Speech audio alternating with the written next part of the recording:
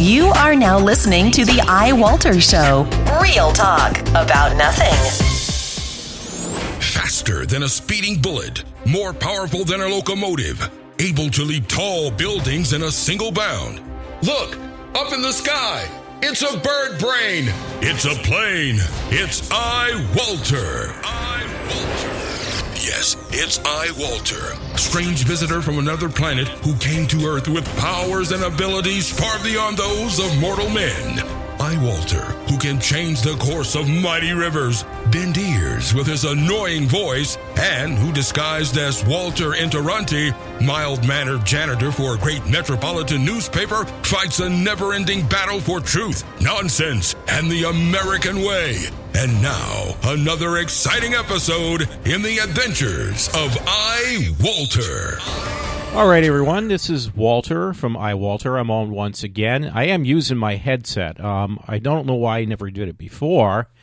I know when I do interviews, I can't, unfortunately, have a headset on me and the other person. It does make a definite, it makes it different. It makes it much better.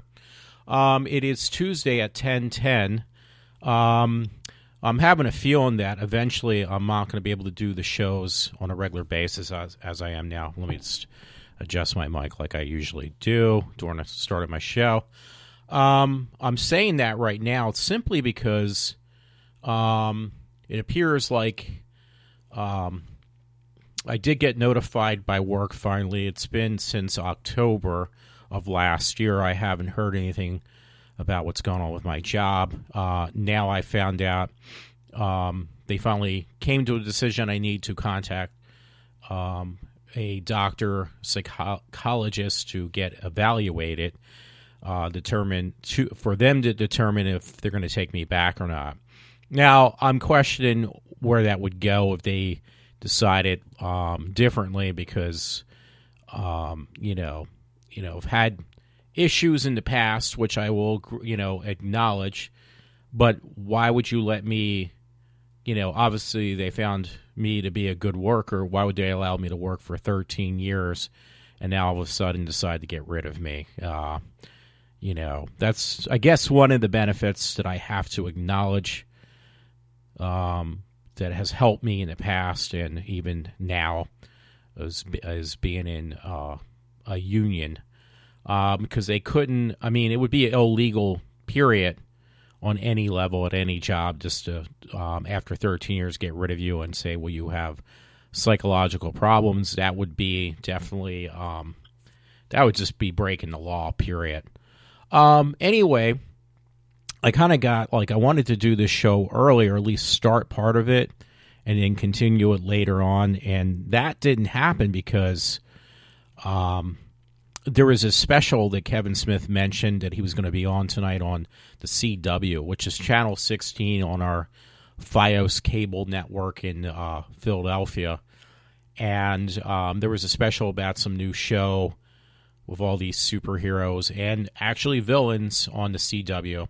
Now, it's just interesting because a lot of these shows, I know a friend who read a lot of these comic books growing up. I never really read those type of comics. It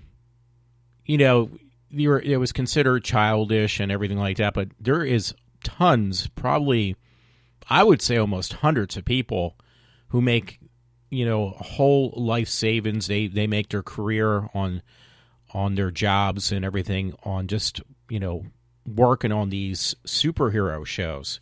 And there's a lot of them. They continue to grow. I think there's more of a need for this kind of entertainment nowadays with more heroes than villains, I guess, because of my opinion, I guess what's going on in the Middle East and actually around the globe, that people need something to look up to, because it's just gotten so bad. The world as a whole has gotten horribly bad. So I think people are more and more now dependent on these shows as to help them get through the day. I guess just their life almost. And there's no harm in that. I prefer, if I had my choice, to be able to work in something in that, like in that field of entertainment, working on one of these shows. I've always said that. That's why I even do what I do now, at least on some level of entertainment, is even, a radio show, which doesn't really cost me too much. The initial setup obviously costs me more, but which will change when I go back to work. I won't have the time I do now. Now, I've done this since when I was at work. I started the show when I was still working, but it made it much easier because my show prep for tonight, which was actually not even reading over the information that clearly, which I normally don't do, but it still had taken me about over an hour to do, at least pull up some stories I want to read and some other information, which I cannot do and do the length of shows I do now, because right now my shows average between an hour, about an hour and a half, up to about 2 hours, during the night. But then that's not including the show prep, which is still, I want to have a little time to enjoy myself, but the show prep does take some time. If I was doing a professional show, I think show prep could take as long as the actual time on air, because I think people that I had listened to in the past and still do, like Howard Stern or Rush Limbaugh, their show prep could take 8 hours, 7 hours, and their show might be only for 3 hours or 4 hours, depending on who I'm talking about. But the show prep could be almost twice that amount of time. But, the show prep for me, and that's working with a group of people. For me, it's just working by myself. Even though you only hear one voice on the radio, depending on who I'm talking about, there is a lot that you don't see behind the curtain, so to speak. So anyway, there was a lot. I could just go off on that for like hours. What I learned, I know one friend will say, well, it's just entertainment. It's not real life. But hey, there's a big demand for that. Not even in just this country, and every country, because what is our biggest export in the United States? It's entertainment. People, in every other country, their biggest thing that they buy from this country or invest in is our entertainment. The entertainment business in the U.S. is the biggest imported product in the U.S. It's not a product, but if you're talking about film and television, it kind of is a product. So anyway, it was kind of funny on a different note before I go any deeper about stuff that I've kind of, dug up tonight, was there is this movie, I know years ago when I was still downloading things the improper way, I'll put it that way, which I have stopped about over a year ago now, maybe longer, and just went on the route like, listen, I can't afford to have myself getting in any trouble for downloading a movie without paying for it on these peer-to-peer sites or even TV shows. I didn't want to go down that avenue ever again, and I haven't, believe it or not. And one of the last movies I downloaded was this movie called, if I'm pronouncing it correctly, Contracted. And that was in 2013, that movie. It never really officially got released, but it did go that you could probably download it, on sites that would suggest where to go to get it for free. So I never bothered to watch it. Among some other movies, had movies that I end up just renting anyway. Well, that movie eventually did come to Netflix, and it's been out for a while. And now they made, because it's been out, it was a couple years ago the movie was made, obviously, that they made a sequel to it. And it was like, wow, maybe I better go back and watch this. Now, this movie in particular I just mentioned, I watched tonight. And it got like a pretty bad rating overall. It got like Rotten Tomatoes gave it 50%. IMDb gave it only 5% out of 10. And this other one called Media Critics gave it 48%. So none of them aren't that thrilling. But somehow it got a sequel made. My guess is just from the rentals alone, because it was never released as an official movie, was just enough for this movie to get a sequel. Because, hey, there's a lot of movies that, they don't make out that well. I think it's a lot harder for movies to do better on movie rentals nowadays, is my guess. And I'm saying that because nowadays, movie rentals are probably through, if you have it like me, an Amazon Prime account, iTunes, or what you do rent movies, or Netflix, you're paying a lump sum, $8 a month. But if you rent a bunch of movies, how much of that percentage is actually going towards that filmmaker or those people who made this film, good or bad or whatever, or indifferent, what you might think of it. Anyway, putting all that aside, I watched the film. I was actually kind of shocked, to say the least, because I honestly thought the movie, I didn't have any idea what it was about until the sequel came out, and then it kind of caught my attention because they mentioned the infamous word, or the famous word, it's about a zombie, and it was like, okay, I didn't know that the first one was initially about a woman who basically has unprotected sex, and I just thought, when it was called Contracted, I thought it was like something about a venereal disease that basically takes over her whole body. It's like a new type of, some type of disease. I had no clue that it was referring to what I like to call patient zero, that basically could cause an outbreak for, probably, this is what I'm gathering this person was trying to shoot for with this movie called Contracted, that the first person to become quote unquote or turn into a zombie would probably be what this movie was supposed to be about.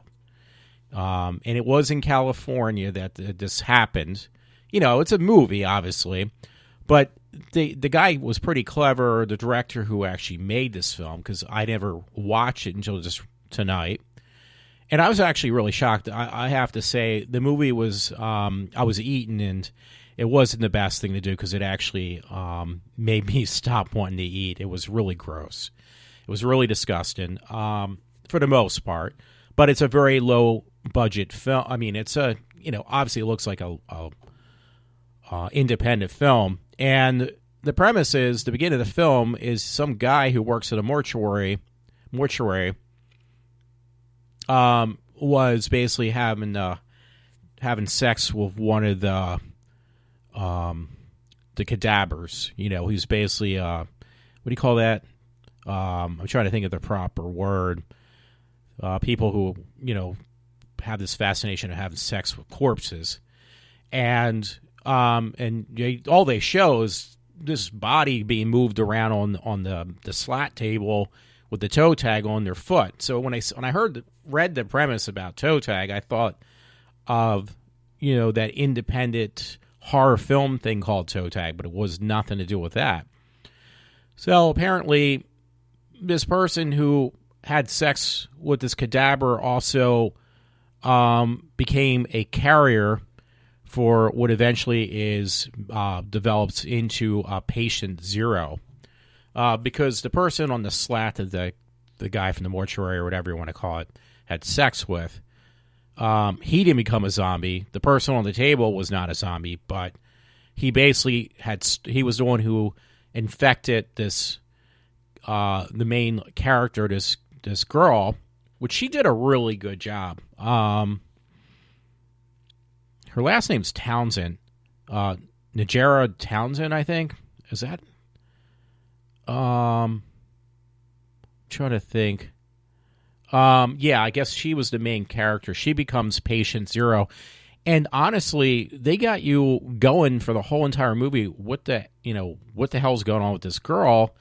Because she's slowly decomposing. She even goes to a family doctor, and he can't figure out what's going on. He says, "Oh, you just have a cold." But she's basically, it takes a period of over 3 days. By the third day, she becomes a full-blown zombie, and that's the very end of the film. But literally, she starts to, would look to me like she started developing rigor mortis. Her body was decomposing. She had maggots coming out of her vagina. Her heart rate was slowing down. Her sense of hearing was starting to get screwed up, shutting down. Her fingernails were falling off. Her body, from the setting in of rigor mortis, was starting to turn black and blue. The blood was starting to, discolor her skin, obviously turn it black. And she had no clue what was going on. And it wasn't until like the last few minutes she started turning when she started really, the stereotypical zombie. She started biting people. And it was at the very last second that she was definitely a full-blown zombie. Now, it's funny, there's this woman named Caroline Williams. She played the main character's mom, and she's like, when you see her, she's like a character actress, this woman named Caroline. She was in Leprechaun, and I forget, she was in those Hatchet films. So she's like a character actress who is in a lot of the really gory horror movies. Even this one, it's more of an independent film. I would kind of put it up there probably with what was that Spanish film that was made into an American one?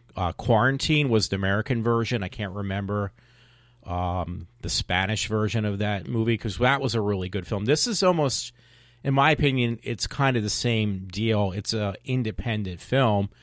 Now, the thing, even though it got like not very good ratings, it was probably, in my opinion, underrated, because this film actually definitely had taken a different perspective and answered the question that is on everybody's mind. Who is Patient Zero? And you never see a story that like fully starts from day one to the third day in this incident that develops this thing where the world basically gets taken over by zombies. I mean, there's so many different shows.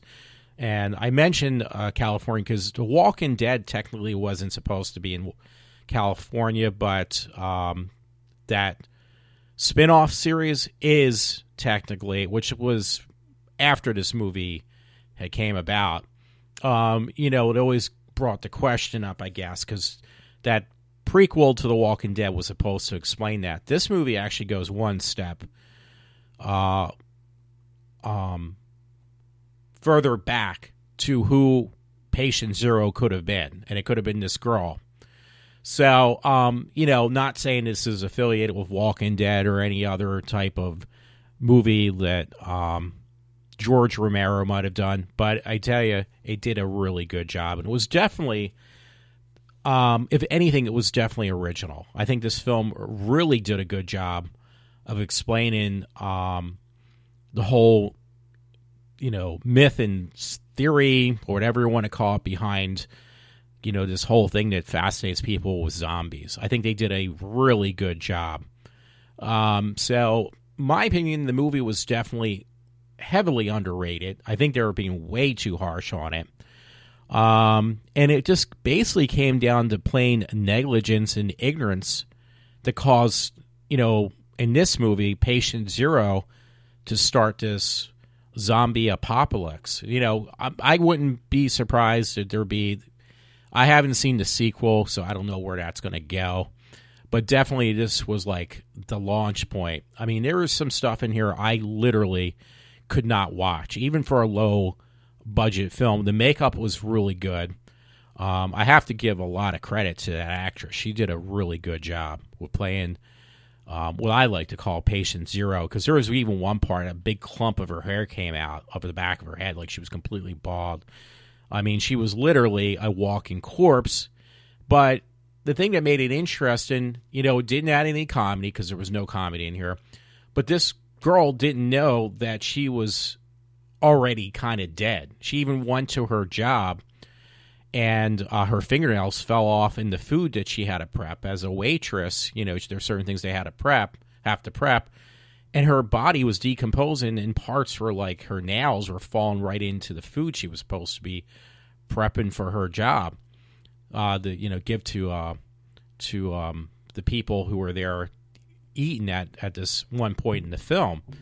So, it just shows, like, this girl, like, doesn't know what's going on with her. She's losing tons of blood. She's vomiting up blood because she's dead, and then whatever is left in her body is just basically starting to harden, I guess. I can't think of the right word or how to pronounce it. Like when the rigor mortis sets and the blood starts to stop flowing. It, obviously when it sets in one spot, your skin gets discolored. That's why they embalm people, to have less of that blood clotting kind of deal. But hers was, and she was still moving. But there was all the key signs of like, okay, she is turning into a zombie. But they did it so subtly, but it was so disturbing to watch. But I'm just really shocked. I mean, I thought I've had enough, because there's that zombies, Pride, Prejudice, and Zombie movie coming out, and it's like, okay, I've had enough of zombies. It's just been so done. It's beating a dead horse. Now I have to take that back. That Scouts movie versus the zombies was really funny. It was definitely a different twist, but this is actually, in my opinion, this movie called Contracted, which came out in 2013, was probably one of the best ones that actually explain about Patient Zero, or give it a different twist on who Patient Zero may have been, which this case was a girl who basically just, was not being responsible, and end up basically getting herself, exposed. So, I want to recommend that really quick. And I'm sorry if I miss anything, because I mentioned I might go back about what I saw tonight just about a few minutes ago. One of the things they were bringing up, there's this new show coming out on the CW. It's with all these superheroes being brought together by a time traveler. And it was starting, I think, this Thursday. Anyway, this actor named Arthur Darvill, he's actually the main character in this new show coming out. Let's see if it's on his list of TV shows. TV. Okay, it's called Legends of Tomorrow. He plays this character, Rip Hunter. And it was like, okay, this guy looks really interesting, but he looks like one of those things. He looks very familiar. And it was like, okay, I thought I saw this guy before, but where did I see him? It was like, didn't I see him on Doctor Who? Was he that character that played on Doctor Who? He's got red hair. And he looked a lot different. And that was only a few years ago. That wasn't that long ago at all. But he's changed so much. And he's like more of a developed character what he's going to be doing on this new show in the U.S. Called Legends of Tomorrow. But he played this character named Rory Williams, which I could not stand the character at all. I never liked him on Doctor Who. And it was like, I saw him like on these previews for this new show he's doing called, a U.S. show called Legends of Tomorrow. And it's like, oh my God, this guy has changed. He's done like a 180 on his acting and just put him in a part that just really shows that he's a good actor. And I was majorly impressed. So anyway, yeah, that's supposed to be starting. This actor named Arthur Darvill is in this as one of the main key people on this movie or TV show called Legends of Tomorrow. He plays a character named Rip Hunter. Actually, Brandon Roth's going to be in there too in this new series. He plays this character named the Atom, which is equivalent to Ant-Man. It's almost the same identical costume. But yeah, it's all these different superheroes from the DC universe coming together. But that's a lot of actors. There's actually 10 of them. They're going to be on this show. Or wait, maybe I'm looking at it wrong. It probably is that many. 1, 2, 3, 4, 5, 6, 7, 8, 9. So there's like 9 different characters on just this show alone, and a lot of them got developed from the show. A friend who watches all the time called Arrow, and this other show called The Flash. A lot of these characters came out of these different shows. Now they're supposed to incorporate, but I think that's on a different network of Supergirl, and I don't know how they're going to cross those over because They might be, obviously DC is responsible for Superman and Supergirl, but you're talking different networks, then you're talking money, and then you're talking problems. So somehow they were supposed to incorporate that show, The Flash, the character of The Flash, into Supergirl. There's going to be a crossover, which would be really cool. Really quick, I wanted to step back for 1 second, too. When I was telling you about that show, what was I going to say? That movie I was telling you about, Contracted. The one thing that girl did a really good convincing job with, which to me was like poetic justice, it was karma, was the character that this actress plays. She did such a great job. She was like the stereotypical girl who basically doesn't care about anyone's feelings except her own. And even when she started becoming a zombie, she was the same way. It was like deep down inside of me, at least, I was like, okay, well, at least she's dying. So, because this actress played the stereotypical girl who was a party girl, didn't give a fuck about anybody else's feelings except her own, and didn't care when she walked all over people. As long as she got her way. And then she was like, discovered that, I think I'm possibly a lesbian because I've been dating having a sexual relationship with a girl for the last 10 months. But everything was like the whole world revolved around her. She made one mistake, and obviously you know what happens. So I really liked that part. She did an excellent job. I thought that actress did an incredible job with the character she portrayed. It's just a shame that movie just got heavily shot down, because I think it had a lot to offer. By the way, they had a half-hour special tonight on CW at 9 o'clock on this show called Legends of Tomorrow, and it looks really, really cool. It's just like, I don't know, I'm not going to have all this time. That's why this is going to be at least tonight, I'm going to try to do the shows. I knew eventually this was going to come to an end, that I'm not going to have all the time in the world to do shows or prep for them the way I am now. And they're going to obviously show when I do shows. If I do them during the weeknights, they're going to sound a lot less constructed, because I'm not going to have the time to set up everything like I do now. It takes about 20 or 30 minutes to set up all the cables, the equipment, the new equipment I had added. And it takes another hour alone, at least, just to get all the stuff and kind of at least glance over it, that takes a little time just even to do a quick glance. Because tonight I got at least 20 stories, I guess. So it's going to take, and if it takes me about an hour and a half, 2 hours to set up, and I do a show for an hour or 2 hours, then when I'm done, I got to go back and I got to edit it all together. That's my whole night. I get no sleep. So, and then when I go back to work, I won't be getting out of work home until 1 o'clock in the morning. I get done around 12:30, but by the time I get home, kind of unwind, unpack all my stuff from work, dirty clothes or whatever, underwear basically. Somebody ever asked me, well, what kind of clothes do you bring home that are dirty? Don't you wear a uniform? Well, yeah, I do. But do you ever come in the house and just say, okay, I'm ready to get started? No, you take a half an hour just to unwind. It takes you 20, 30 minutes just to get home, depending on the night traffic.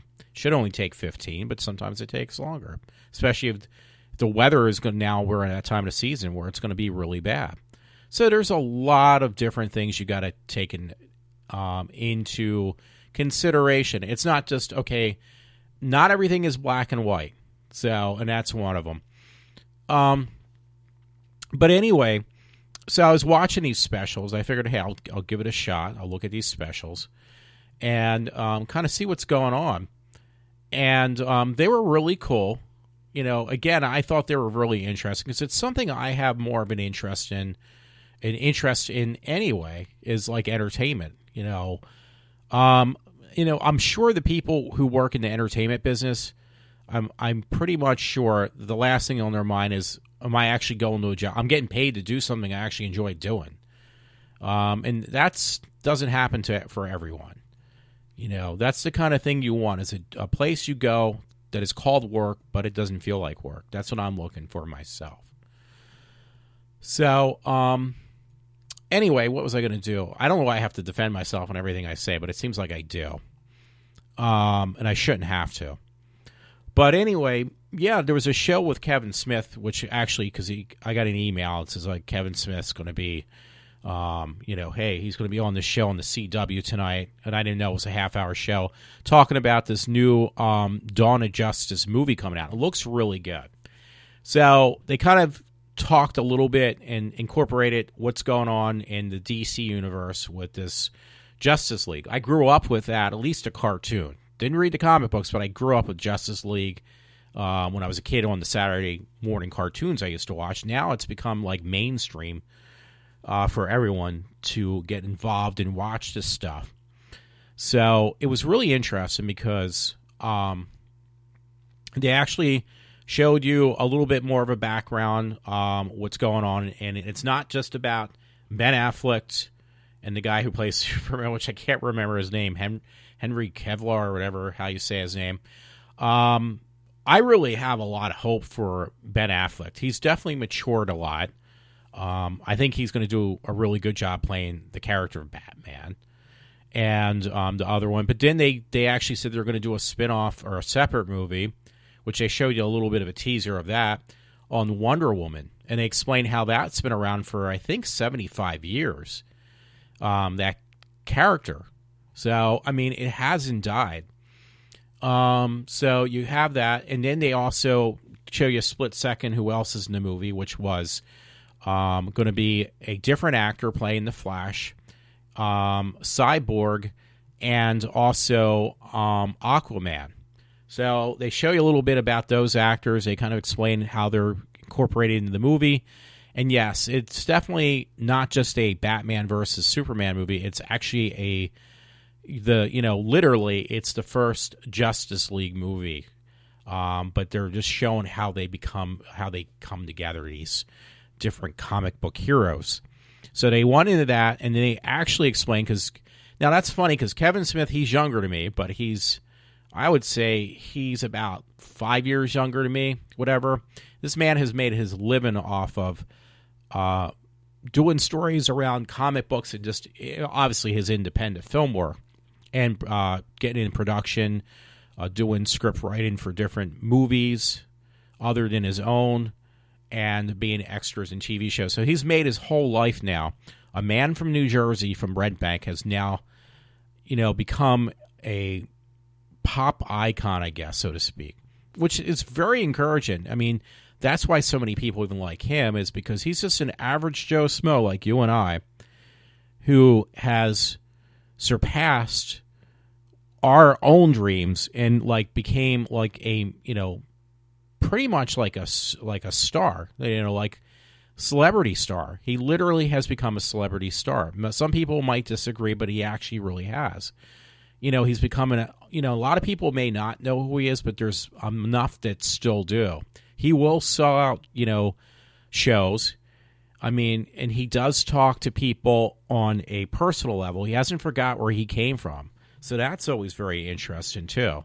I mean, it's kind of nice to see somebody who actually doesn't forget his grassroots. I mean, he worked at a convenience store, and he basically got kicked out, I think, or he dropped out of Vancouver Film School years ago, many years ago now. But look where he's come. He's surpassed, basically being a film school dropout, which didn't stop him, and working in the convenience store. Now he's always traveling around coast to coast, probably even overseas at this point, because I'm sure he's just as popular elsewhere as well. I mean, he's got plenty of work, and he's doing what he loves the most. Comic books and independent films. There's nothing wrong with that. That's some level. I wouldn't mind doing something like that. So anyway, he was really psyched. They actually showed a different clip, and they went in a little more depth about that movie called The Suicide Squad. And he actually interviewed. He was talking about that, and it's not.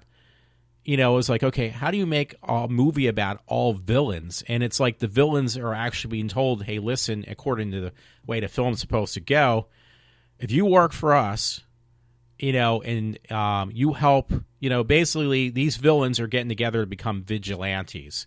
They're working for, the good of mankind instead of against killing mankind. And if you do that, you're going to full pardon out of jail. So, obviously it's a setup for more other things. And I think it's a really good premise. Kevin Smith was like ecstatic, he said. And now this wasn't supposed to come out until next year. I think most of these movies weren't supposed to come out until next year. But now Batman vs. Superman's coming out in March.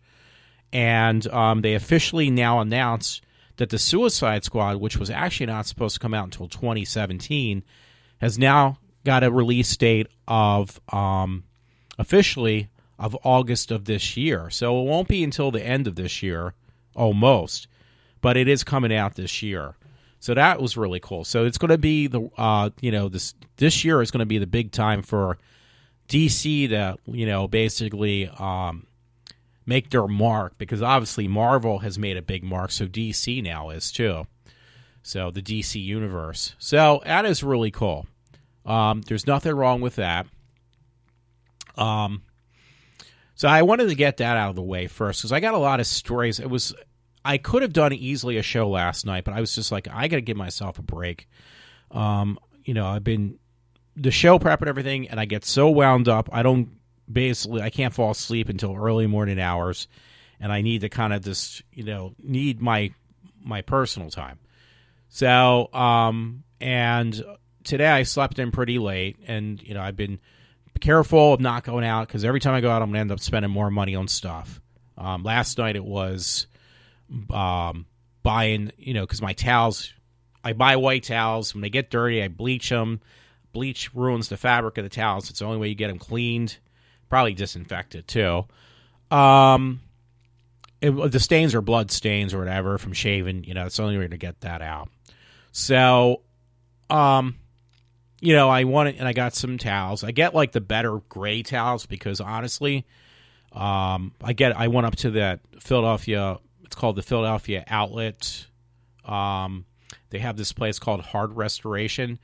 Well, their stuff was like 70% off. So I got a couple towels. They were like probably normally $30 a towel, for bathing towels. They were on sale for $10 a pop. You can't beat that. Now, you can go to Walmart and get a towel for $2, but I guarantee you after one washing, the whole thing's going to fall apart. The towels I got from the Philadelphia Outlet, they'll last at least 6 months, if not longer, maybe even 8 months. So there's a difference. You get what you pay for. And honestly, they're more exorbitant. You buy cheap towels, you're basically like drying yourself with wax paper. So there's a big difference in that too. They don't absorb at all. So what's that having to do with anything I just mentioned or that I am going to mention? Absolutely nothing. I just wanted to get that out of the way too, because I have to justify how I spend my money. So yeah, it's not always on toys. It is actually on and clothes. I got to the point, it's like, yeah, I really like to buy this. It's like, I don't have an inch more room to buy any more clothes. And I actually gave tons of clothes away, but they end up going to my father's closet. Because, like, I give it to my parents, which I'm going to have to stop doing, and say, hey, listen, dig through what you want. If you want certain things, it's my father who does it. Otherwise, if you don't see anything you like, give it away to the Goodwill or this place called Liberty around our house. So people who really don't have a lot of money, I'm giving my cause. I'm not asking for any money. I don't write it off as a tax write-off. It's just, I just want to give it as doing the good gesture, give some clothes away to people who really need them and can't afford them. But I end up that my father is afraid to throw anything in the trash can, so it's pretty bad at the same time. So yeah, that's that. So I'm not buying clothes, and other stuff has been cut back.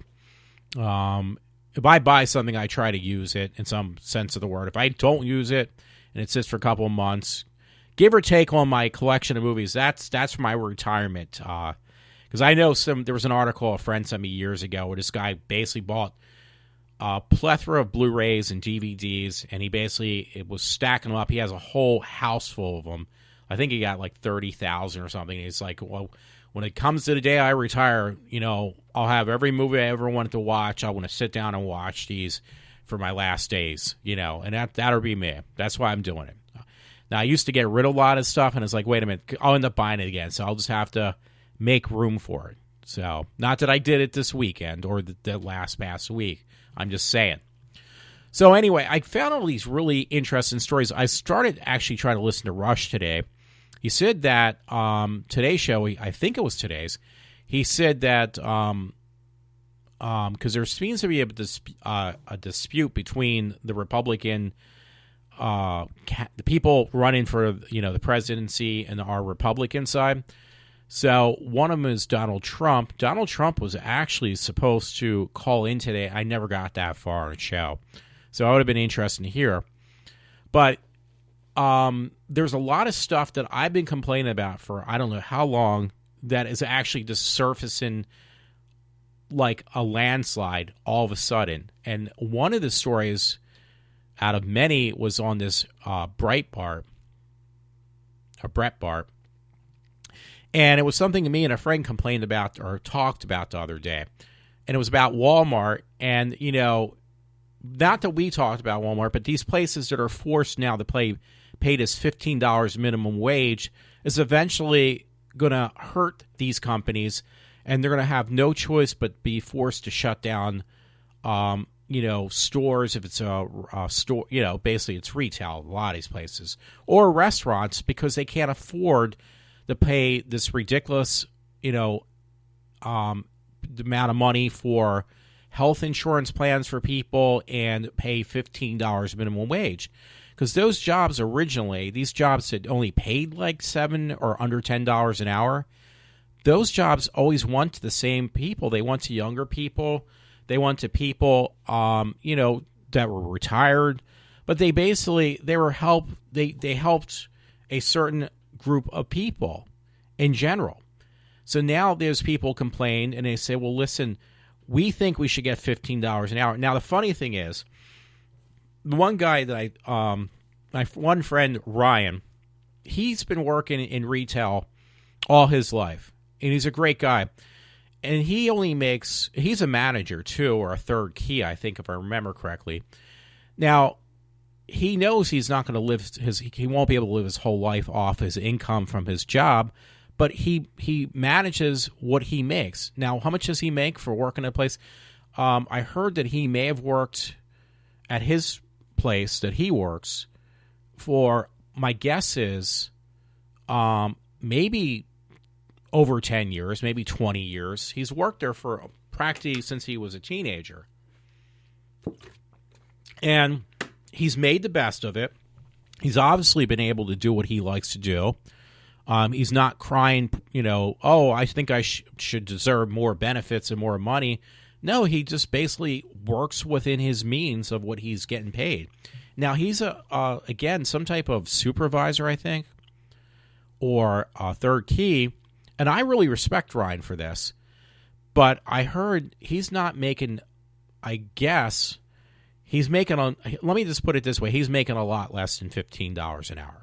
But yet he's been able to manage. He was able to buy himself a car financially and get himself a phone that, helps him out. He's got a smartphone. He's got a plan that he can afford to pay for. He's got a car that he can afford to make the payments on.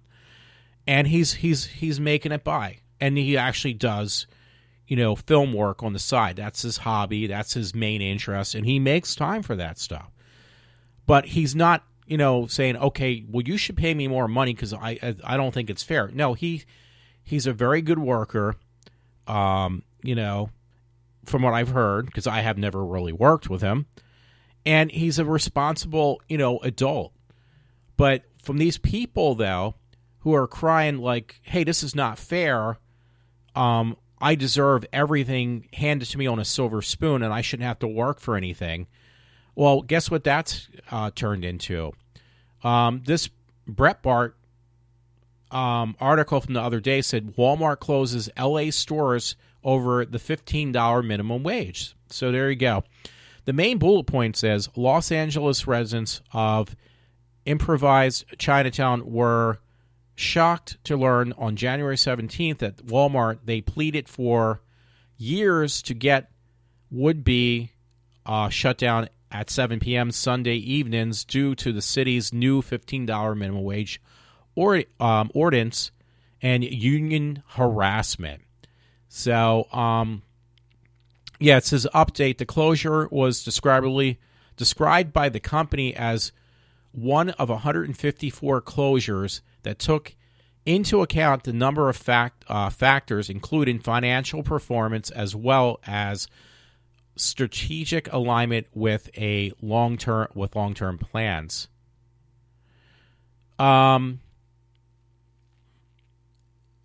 So it's just like you basically force these companies to shut down their facilities just to make these accommodations that are being forced down their throats by the government and by these unions, which my union actually has been helping me. So I'm playing the devil. I'm playing two sides of the same coin, kind of, so to speak.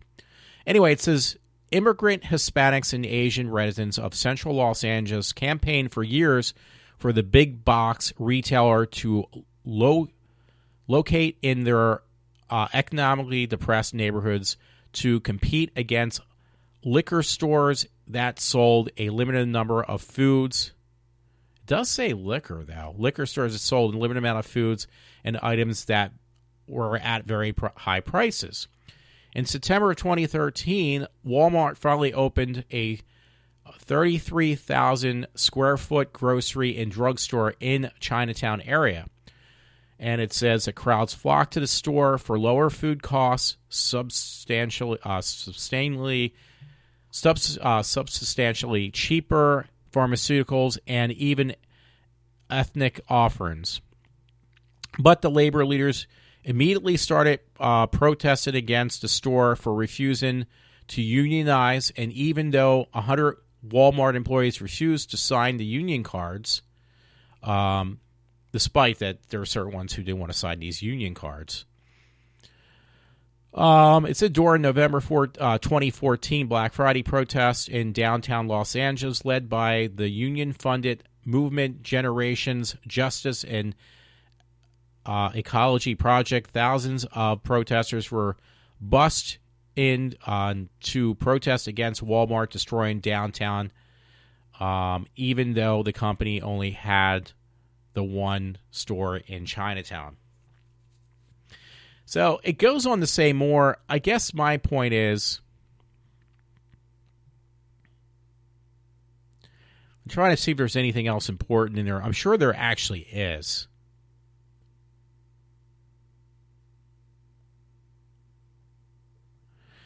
But yeah, it's just a thing of demanding an increase in pay, benefits. Basically, you want these individuals want more pay to do less work, basically, and get more benefits.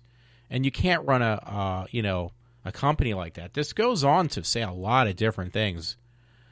I'm not sure if I want to read much more. It says during last summer, union-led Fight for 15 minimum wage movement in Los Angeles, Walmart was demised on giant banners proclaiming Walmart wages war on workers, and Walmart wages war on the planet Earth. But after succeeding in pushing through the minimum wage that was set to start in January at $10 an hour and jump to $15 in 2018, which it's not yet, but it's the steps to increase it to $15 in 2018. Unions and liberals have begun to panic that spike in wages might actually cause the 15% of unemployment among those with high school diplomas or less to rise. Well, they're the ones who are pushing all this stuff. The nonpartisan Congressional Budget Office most recent in-depth analysis on minimum wage hikes estimated that President Obama's proposed federal minimum wage increase from $7.25 an hour to $10 an hour would raise wages for 16 to 24 million people, but would also kill, get this, kill over 500,000 existing jobs. So there's always good and bad for this stuff, and mostly it's bad that they don't realize this. And this is the problem that is really scary, because right now there's this war between the Democrats and the Republicans, and if the Democrats get in, this whole thing of more people being unemployed is going to get worse. It says, furthermore, Walmart closures in Los Angeles means that shoppers will still be able to go to neighboring cities to shop Walmart, taking sales tax payments away from L.A. So, yeah, there was one store that they, were demanding, in this low-income area of Los Angeles, now is going to be closed down, and that's going to take, money away from Los Angeles, in that particular area. Breitbart News reported in late July that the local union bosses wanted their local exempted from the law since businesses were already making plans to cut employee head count. Well, that was because of the increase of the pay scale per person. It said the same month, McDonald's opened its first robotic restaurant in Phoenix, and the hotel in L.A. announced they were planning to reduce the guest daily room cleaning or charging extra for doing so. And I've actually seen that when I was up in the decrease on the janitor or people cleaning the rooms, the maid service. When I was up actually at my neck of the woods, when I was up in Wilkesboro, they didn't have the regular percentage of people cleaning just because they can't afford what they, the lower scale people, pay scale people were getting paid or are demanding more money now, and it's cutting back on, it's decreasing the amount of people working at these, private sector places, I guess. Anyway, it says private sector union membership has plummeted from almost 40% of the workforce in the 1960s to a new low of 6.6% in 2015. The Fight for 15 sounded like a great social justice strategy to leverage liberals' concern for the flight of the poor into the huge union organizing play, but obviously it's backfired. It's been backfired. I knew it was. But in the downtown LA Walmart, sudden closures is just the first of what seems to destined to be a huge negative blowback that will hurt hurt the poor consumers and workers. It's going to basically put more people out of work. So that means that our financial debt's going to go up too. Now, what I did is I separated. I had a bunch of stories. Now, this is going to go against what these liberals are always saying. You can't always put down these migrants. You can't put down these certain classes of minorities. That's just, that's being unfair and stuff. Well, here you go. This is the outcome from a lot of this stuff. I try to separate these stories. This one may not be one, so I'm going to read it now. But it was on the Dreamin' Demon. Police accuse two of child abuse so horrific that it shocks the soul. And this was it looks like Arizona. 2 people have been arrested in connection to the abuse of a 3-year-old girl that police say shocked the soul. Police were contacted by a man that informed them Francesco Rios, I can't pronounce that last name, had a 3-year-old stuffed in a closet, a 3-year-old little girl in a closet. But it gets better. The man said that he met Corverius at his home to have sex and was asked if he wanted to have sex with the girl as well, a 3-year-old. When the police went in the home, they found that this malnourished 3-year-old girl was in a trash bag hidden in the closet. The little girl's hands and feet were bound in duct tape and her mouth was covered. She was also covered in feces, bruises, blisters, and a rash, and her head was shaved. According to the police, the girl's mother, 21, was a 21-year-old Myra Sloris, is homeless and would leave the girl with this Corvallis while she was at work. Let me take a swallow. He would put the girl in the closet for hours and possibly days at a time. It states that the girl's mother told police that sometimes she would only see the daughter once a week, and then it says the police say that the girl's head was shaved because her mother would tell the police that she had cancer to solicit donations for her care. So that's another thing that's just ridiculous. This Corvallis, whatever you say his name, admitted to sticking the girl in the closet, but only so she would not see him having sex with men that he met online. He also said that he did not sexually abuse the girl, but the police say evidence proves otherwise. This Corvallis was arrested and charged with sex trafficking, kidnapping, sexual conduct with a minor, and child abuse. Sloris was arrested and charged with child abuse. The girl is in the hospital in fair condition. They say she's unable to stand and is not talking to detectives. They have not determined if her not speaking is because she is scared or because she is unable to.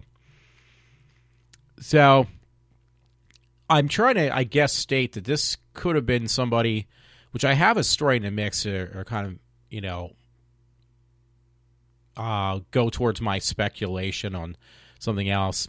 Actually, it's up right now that, hey, it's not fair. If there's people living in this country illegally, we shouldn't be deporting them. And there's a thing called, my friend calls anchor babies, where people illegally come into the country. They have a child, like if it's a pregnant woman in this country, which means the child is automatically considered a U.S. citizen, and then they become anchor babies because then the illegal citizen no longer needs to leave this country. They are like basically, able to stay. So I'm thinking, like with this last one I read, that could be a case with this guy. He could have been an illegal. I don't know. You'd have to read the story and come up with your own conclusion. But anyway, it was a day ago. It was on the Times Herald. Actually, it was a couple days ago, I think. So it was posted the 17th. But the story goes back further. It was a couple days ago. And this is my next story. I just want to prove a point.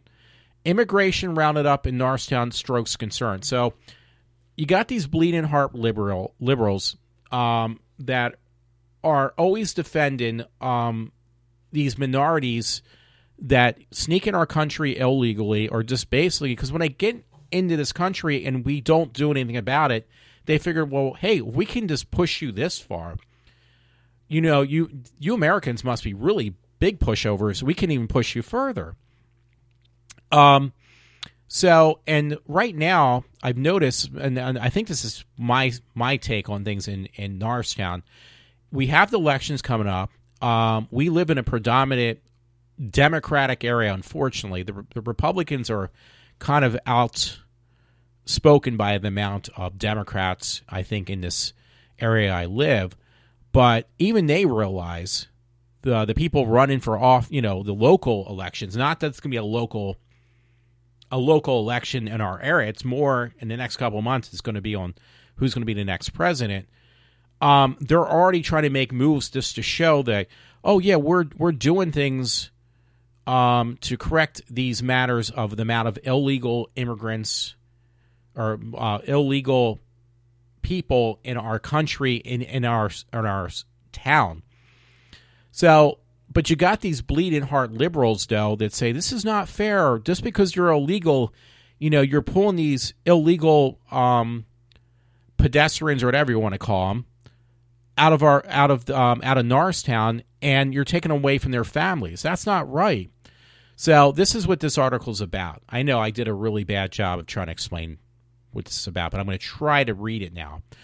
It said in Norristown, in accordance with the Department of Homeland Security detectives, ordered stepped-up deportation operations targeting priority undocumented immigrants announced late last year.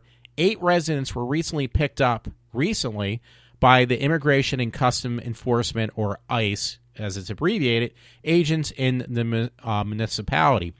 So how come all of a sudden they're doing something about this when they let it before just, swept under the rug? There's nothing going on here. Let's not interfere with all these illegals coming into our town.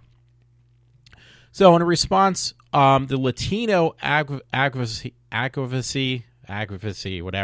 group, Juntos, or Juno, it looks like Juntos, held a meeting in Montgomery County Free Library in Norristown and invited police and members of the local community to address the concerns of the allay fears. Basically, if you're afraid of something, and Norristown has been swept out, like years ago when I was growing up, it was mainly, at one point, because I'm Italian, it was mostly all Italians. We got kind of chased out, and a different minority group had taken over, and then another one, and now it's all freaking Latino. Now, the difference was when we had our other ghetto kind of setup, I guess, that's probably, believe it or not, the right word to use, when it was all Italians or other ethnic backgrounds that had taken over the area of Norristown, it was always pretty consistent that we kind of at least, had learned the language and accustomed ourselves to that. We kept part of our own culture, being Italian, that part, but we also, kind of merged with what it is to be an American citizen. But the Hispanic culture doesn't want to change anything, even their language. They think that we should cave to them. It shouldn't be that they're going to kind of migrate or become part of our society. They don't want to change anything, and that's the problem I have. So anyway, it said ICE, this government thing. We came in and 2 days picked up 8 people, which, combined with the national announcement of raids in Norristown, created a huge sense of fear, said this UNIS executive director, Erica Alomarin or something. And it says, quoted, "I think there was a sense of fear that the immigration was coming in hard on Norristown, and it has certainly felt that way, that the immigration was walking around the neighborhoods. There was a sense of feeling of being terrorized." So now they're becoming victims. You come into this country illegally. You basically chase everybody else out of Norristown. You take over the city of Norristown, and now you're complaining that you're being terrorized because the government is actually doing something they should have done years ago.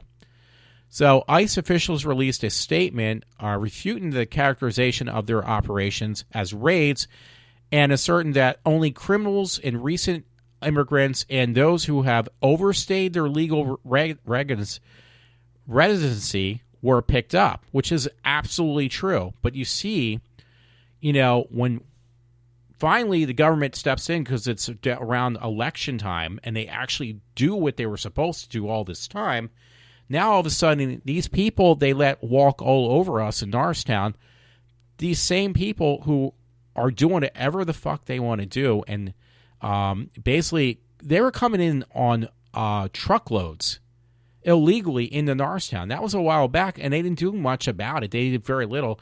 Now, again, I think it's because it's around election time. The government is trying to do things to kind of fix this problem, just to make it look like they are actually doing something. And now that you let this get out of control, these people that are, been living in Norristown for years now, illegally, are now feeling like they are victimized. They're not victimized. We were victimized, and you just let it happen. And now they're making a big deal out of it. Anyway, it says ICE does not conduct raids. The statement read, all ICE enforcement actions are targeted against, again, specific individuals based on investigative information to support the public safety and promote border security such targeted actions are forced on individuals based on our enforcement priorities, which include basically criminal aliens, and recent border entrants.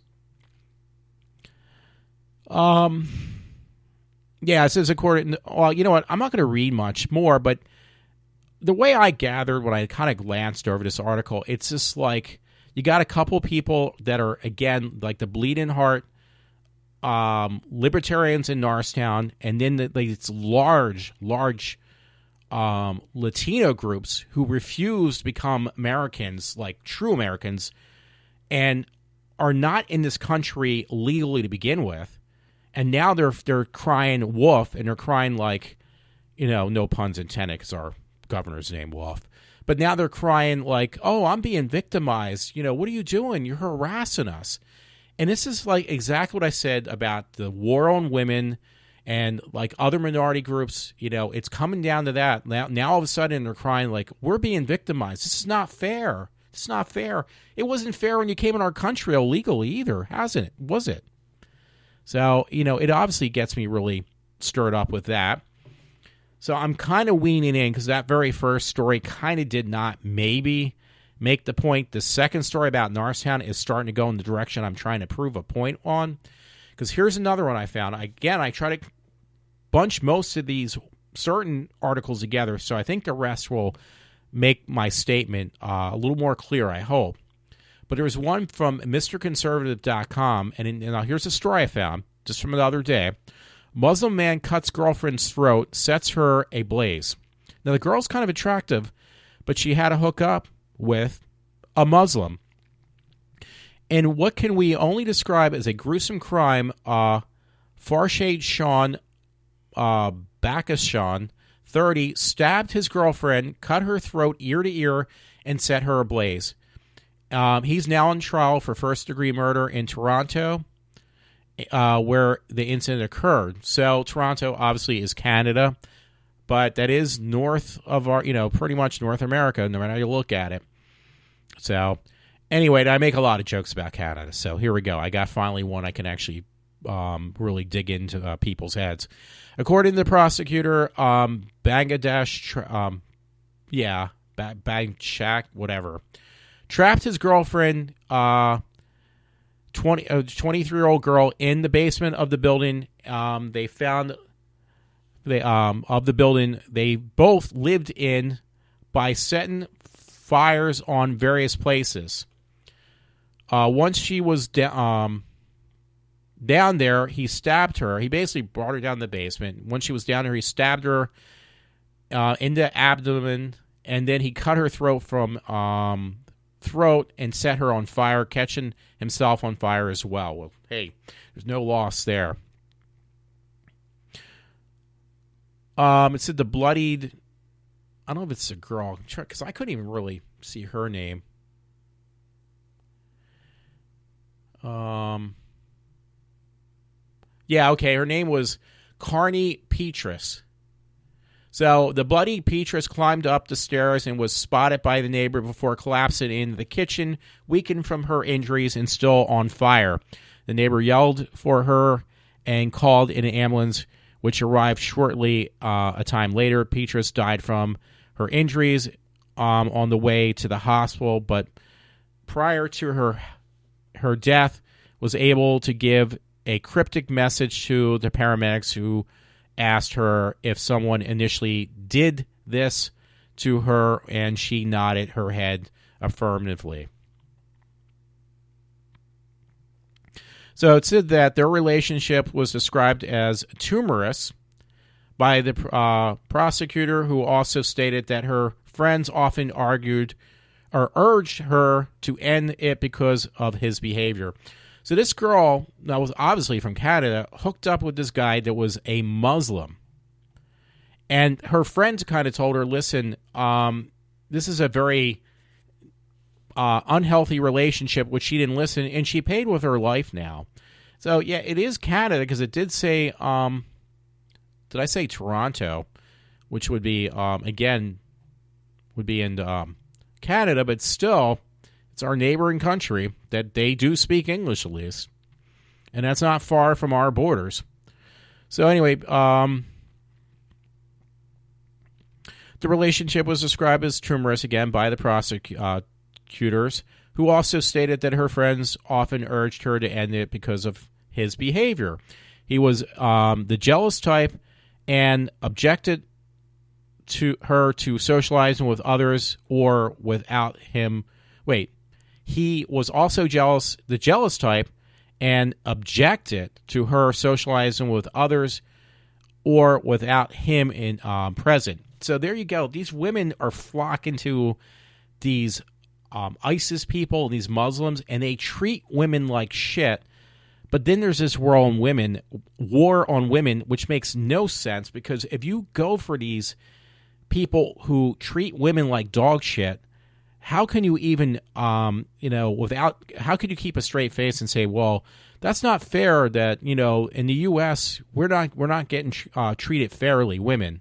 But yet there is women in not only the United States, but on the West Coast here, in North America, who say one thing, but their actions speak differently than what's coming out of their mouths. I just don't understand that. A friend stated that when they would talk on the phone, there would be times where she would quickly hang up, saying he wouldn't allow her to talk. So, hey, you want this you started this war on women. A lot of women did. These millennial women, and yet they go for these guys who will treat them like less than a piece of dirt underneath their shoe. These guys will treat these women like less than dirt. But yet these women want equal rights? Are you serious? But yet they go for people like that? So I just don't understand it. This Muslim guy, Bahashin, has pleaded not guilty to the charge of first-degree murder, claiming that he was mentally unstable at the time. However, prosecutors are making the case for premeditation since he disabled the smoke detector in the home and had planned to get her into the basement. So it was premeditated murder. He also lost a leg and was badly disfigured during the incident, losing most of his ears and the top of his scalp from the burns. Well, good for him. Friends of Petrus described her as a shy but Karen, saying that she wasn't a social butterfly, but those who were her friends were very lucky. Now, see, this is the thing. A lot of this whole thing this is the only problem with the internet, too. A lot of these long-distance relationships, or these women or men who meet up with these whack jobs, it's because they find them on the internet. I mean, do you think before the internet that some woman or a guy would meet somebody from overseas and fall madly in love with somebody they'd never even met?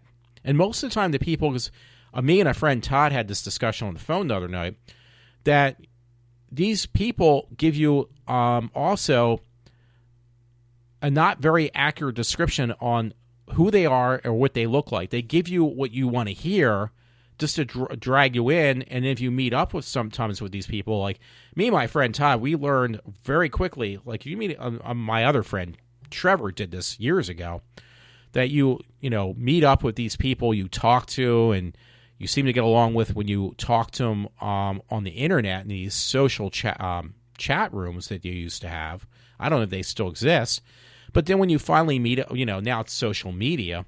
But when you meet up with these people, they don't look anything or act anything like the person that you saw online. So that's the problem. You're hiding behind a mask online, these people are. You meet up with them, and they're nothing on who you think they are. But usually at that point, it was what I was going to say with me or myself, my friend Todd, and my friend Trevor. We learned, listen, okay, it's not going to go any further. I'll pay the tab, and I'm not going to ever see you again. But some of these people they don't stop. After they see that these people are monsters, obviously with this girl, she like, well, I'm going to have a serious relationship. I want to move in with this guy, or I'll let him move in with me. So anyway, since I have so many stories, there was another story underneath of this. You can find it on MrConservative.com. I'm not going to bother to mark it. It's got too much up already, and I don't want it to crash my computer. But there's a story underneath that says if I wanted to read it, which other people can, there's a story that's titled Muslim converted beheads. Wait, let me reread that again. Muslim convert beheads mother for divorcing father.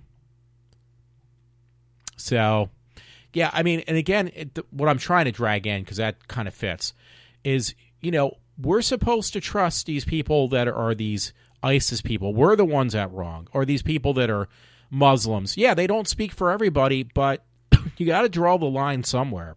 You really have to draw the line.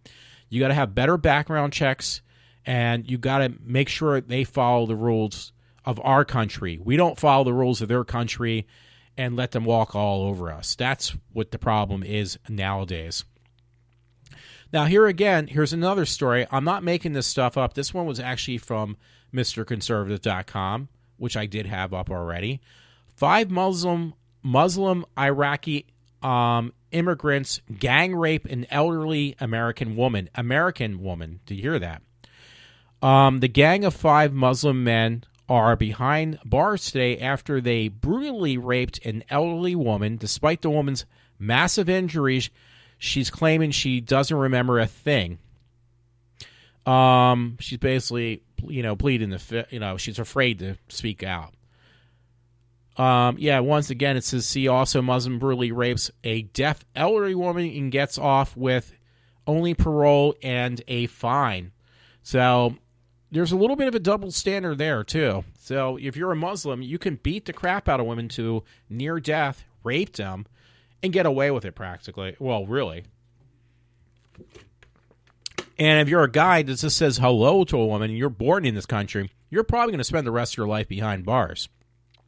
The group of 5 reportedly from Iraq were here in America legally, they were fighting outside of an apartment complex. An elderly woman on her way to the mailbox noticed the men quarreling when she went over to help resolve the issue. So she's trying to be the good Samaritan. After successfully helping to ease the situation, the men invited the woman inside to share their gratitude. Once inside, she was offered a glass of what she thought was lemonade, and then afterwards doesn't remember a thing. Police found the woman later in the apartment where she was reported to be lying in a puddle of her own blood. On the top of this, her body bore significant injuries consistent with blunt force trauma. After then, the men had drugged her beyond control of her body and mind, and found the need to ruthlessly beat her to oblivion and desecrate her body. The men were reported to have raped the woman so savagely that she was left with brutal injuries seldom seen. So much for the religion of peace. Let us know what you think of these animals in the comment below. So there you go. Hey, these were people that were peaceful Muslims, and they were legally in this country, but 5 of them ganged up and drugged an elderly woman and beat her severely, really severely, and also all 5 of them raped her. So, and you're wondering why, we need to profile people. Well, I just can't figure that out, really. Now I am being sarcastic. Here's another story that, again, I'm just trying to prove something, and I'm not trying to single out, but, there is a reason for profiling individuals, and this is probably another reason. Homeless shelter shooting suspect turns himself in. This was in North Philadelphia. WTXF. The man who Philadelphia police say is responsible for Sunday morning shooting at North America homeless shelter that left one dead and another wounded, has turned himself in. John Brock has turned himself in to homicide investigators to face charges of murder and attempted murder, the police announced on Monday. Now, again, hey, nobody seems to have a problem because I'm having this issue at my job of profiling me. That's all right. But if I was from a different race or a different religious belief, that would be a problem. The fact that I'm just an average American, then there's no problem that we profile you and give you the third degree on everything.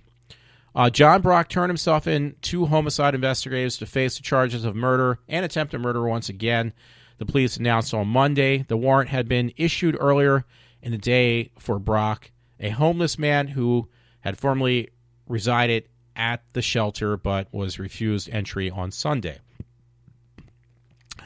It said the deceased had been identified as Edward Barksdale, 43, an employee of the shelter. The other individual, a 26-year-old male who had survived the shooting, worked at the shelter as well. The shooting unfolded on Sunday morning at the Station House shelter in North Philadelphia.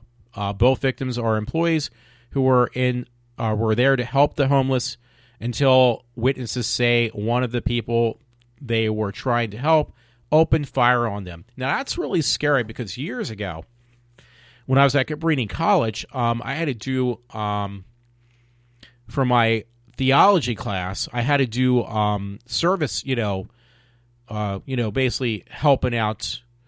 I helped out at a soup kitchen down in Philadelphia. It was part of me getting my grade. And it was, basically helping the homeless. So back then, the last thing would have been on my mind is, do I have to worry if I'm going to be a volunteer person helping to collect, on my grade, do what I need to do for my grade, working, for my theology class, helping out at a soup kitchen. The last thing that would be on my mind is that I'd probably pay with my life to do this, this thing. Not that these people that were working at the soup kitchen as employees were doing it for a grade or anything like that. But the point is, you can't even do a good pedestrian thing anymore without worrying about you're going to be paying with your life. A $20,000 reward is being offered for information leading to Brock's capture. So, again, I'm just trying to point things out. People, minorities, or just people in general who just feel like they were wronged, even though they're at the wrong, and they get away with the stuff they do, including killing people or seriously raping people. This other one is from, this next story I found was from ReaganCoalition.com, and it says Muslim refugee beats and rapes woman in North Dakota while yelling Atul Kabar, that saying they say he's an ISIS person. So he's Allah Kabar or something like that. According to recent reports, a Muslim migrant in North Dakota recently captured a local woman and raped her while chanting Allah Kabar. Now the criminal is refusing to appear in court. Adulim Allah is a Solomon man who arrived in America 4 years ago. He is accused of sexually assaulting a gas station attendant in the bathroom at Gordy's Travel Pizza in Mapleton. After attempting to kiss the woman, Ali allegedly proceeded to force her into the woman's bathroom. He then locked the door behind him and began sexually molesting her as well as slapping and kicking her. The victim attempted to escape, but was thrown violently against a wall. So, and this guy is like, even in his mugshot, he's like smirking, like he's proud of himself. When authorities arrived, Ali refused to open the bathroom door, claiming that the victim was his wife. believe it or not, he actually said that. Police were forced to kick down the door and found the woman injured and crying. Documents say that the woman was unsure if Ali was speaking English or a different language, but she could recognize one thing that Ali said, that what he has said while they were in the bathroom.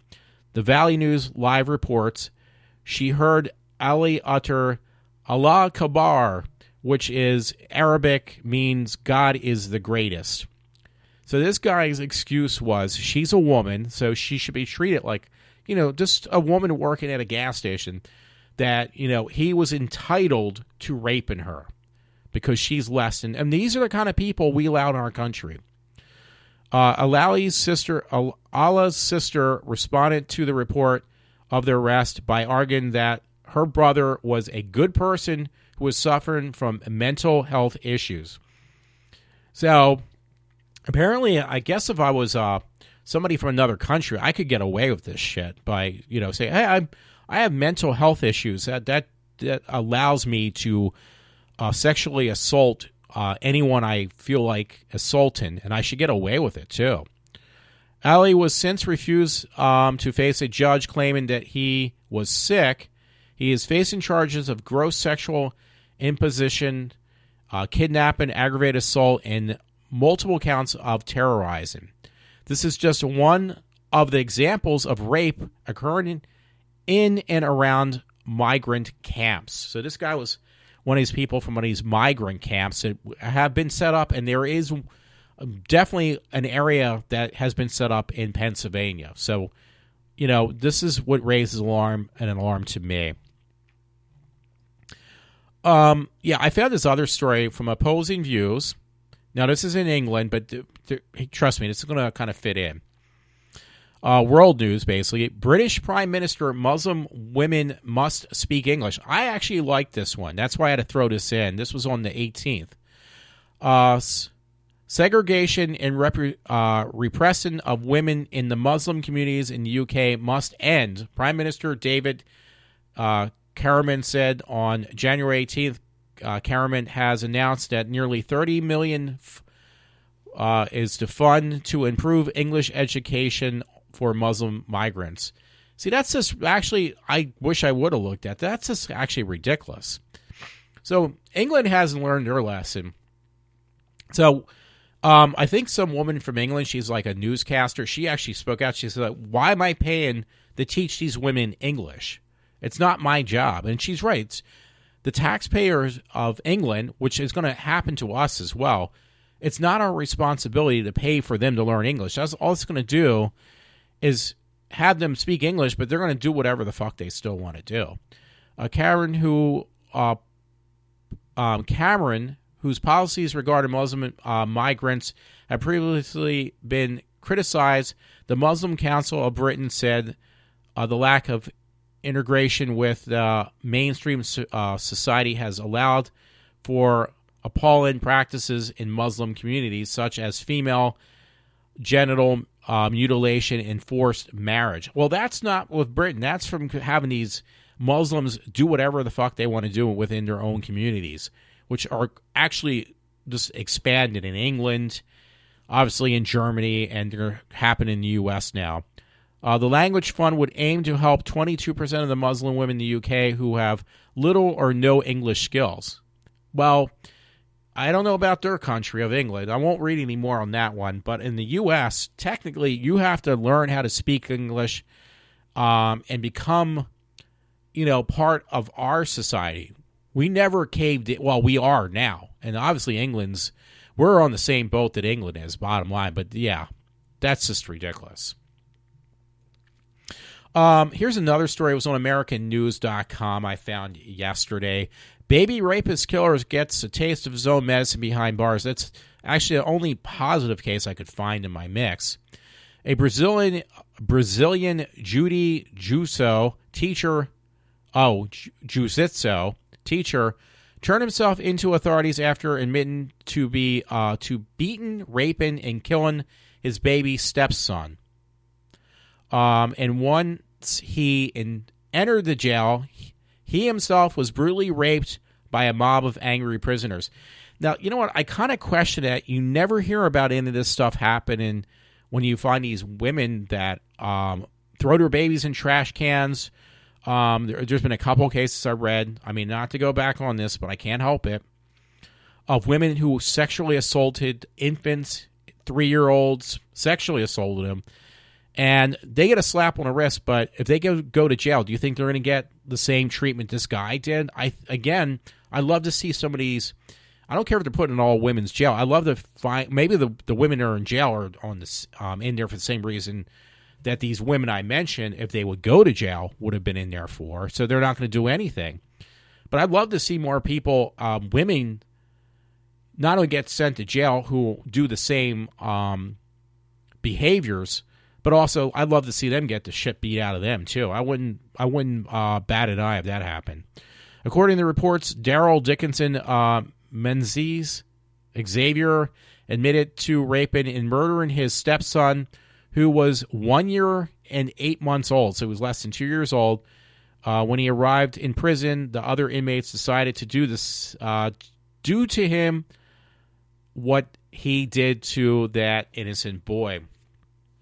It says that he was raped by 20 prisoners, said the report from Present, translated by the Inquisitor. He had injuries all over his body, and the most serious ones in the anal region. Dissatisfied and still furious about his crime committed by the teacher, because he is a teacher. You never hear about this happen to the female teachers. The prisoners tore apart his stitches that he received and raped him again. So after he got cleaned up, they did the whole thing again, the prisoners. The blood stains on the rear of his shorts of the young man are proof of how much he suffered. So again, I'd love to see if this happened to one of these women sex offenders who have killed or sexually assaulted, other like little boys or little girls.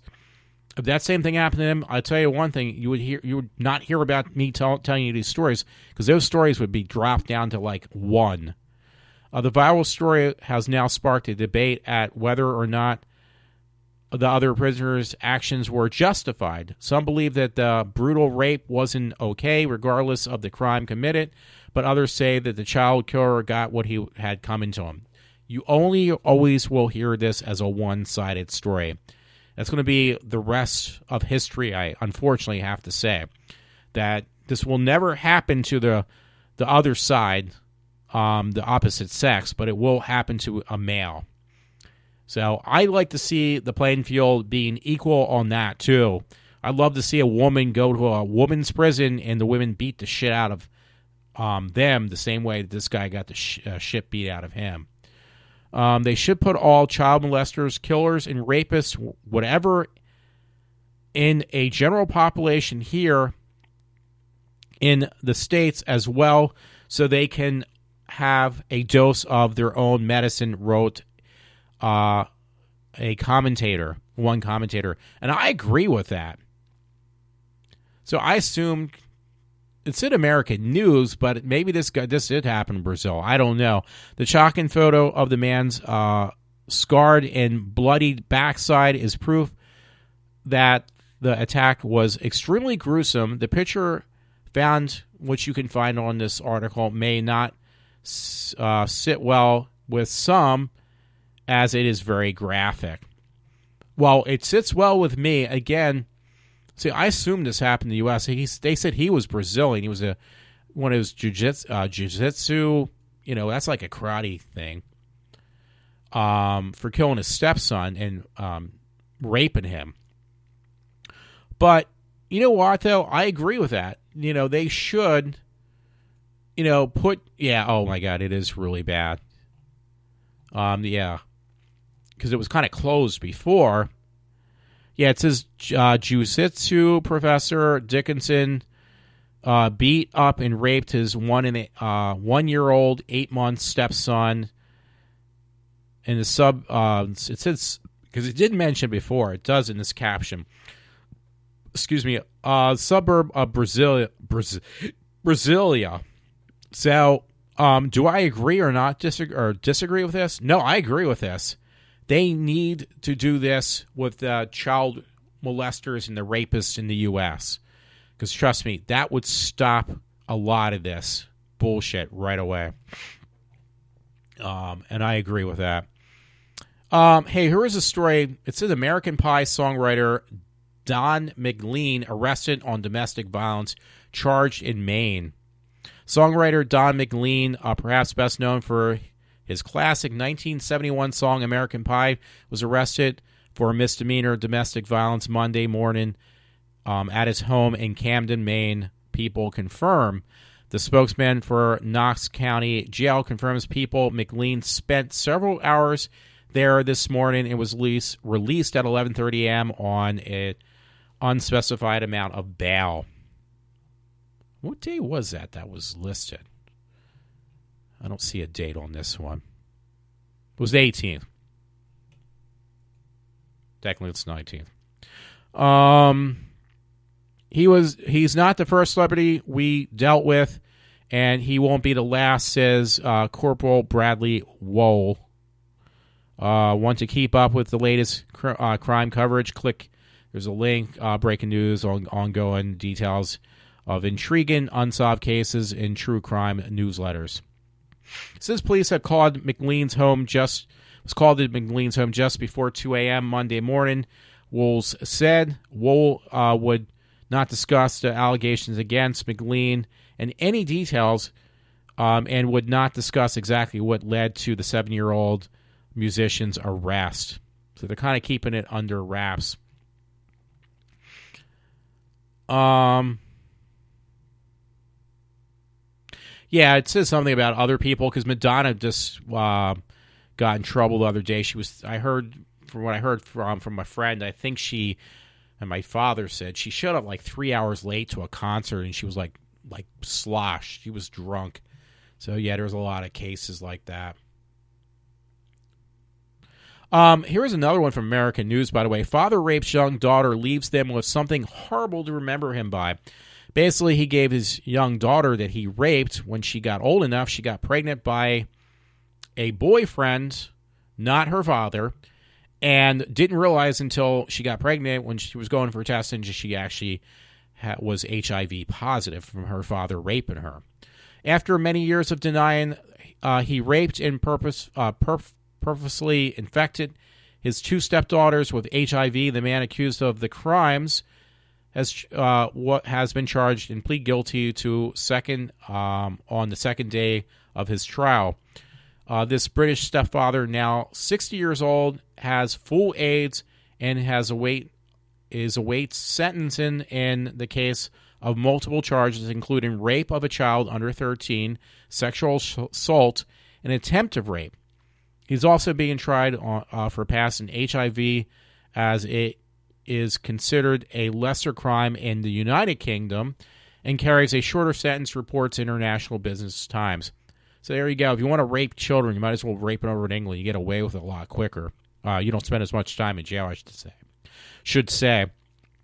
The man reportedly raped his stepdaughters while fully aware of he had HIV. The girls contracted the virus around the ages of 11 and 14, retrospectively. Was not until the older girl, now 22, became pregnant with her boyfriend's child and that she discovered she had HIV. A routine, basically blood test revealed her diagnosis.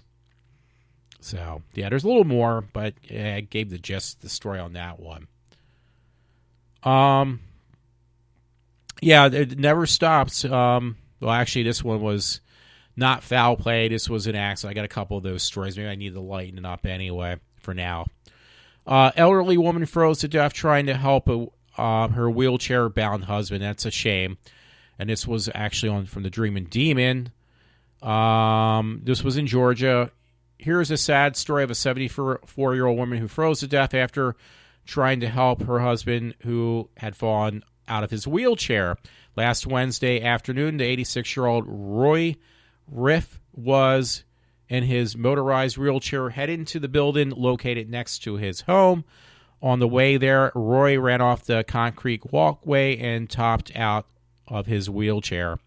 Roy yelled for his wife, 74-year-old Marie Riff, who came out of the house to help her husband, it's Maria actually, who relies on a walker, ended up falling before she reached her husband. It says now, here's the horrific part. Neither of them were able to help each other, and the two remained on the ground for 20 yards apart until 10:30 the next morning.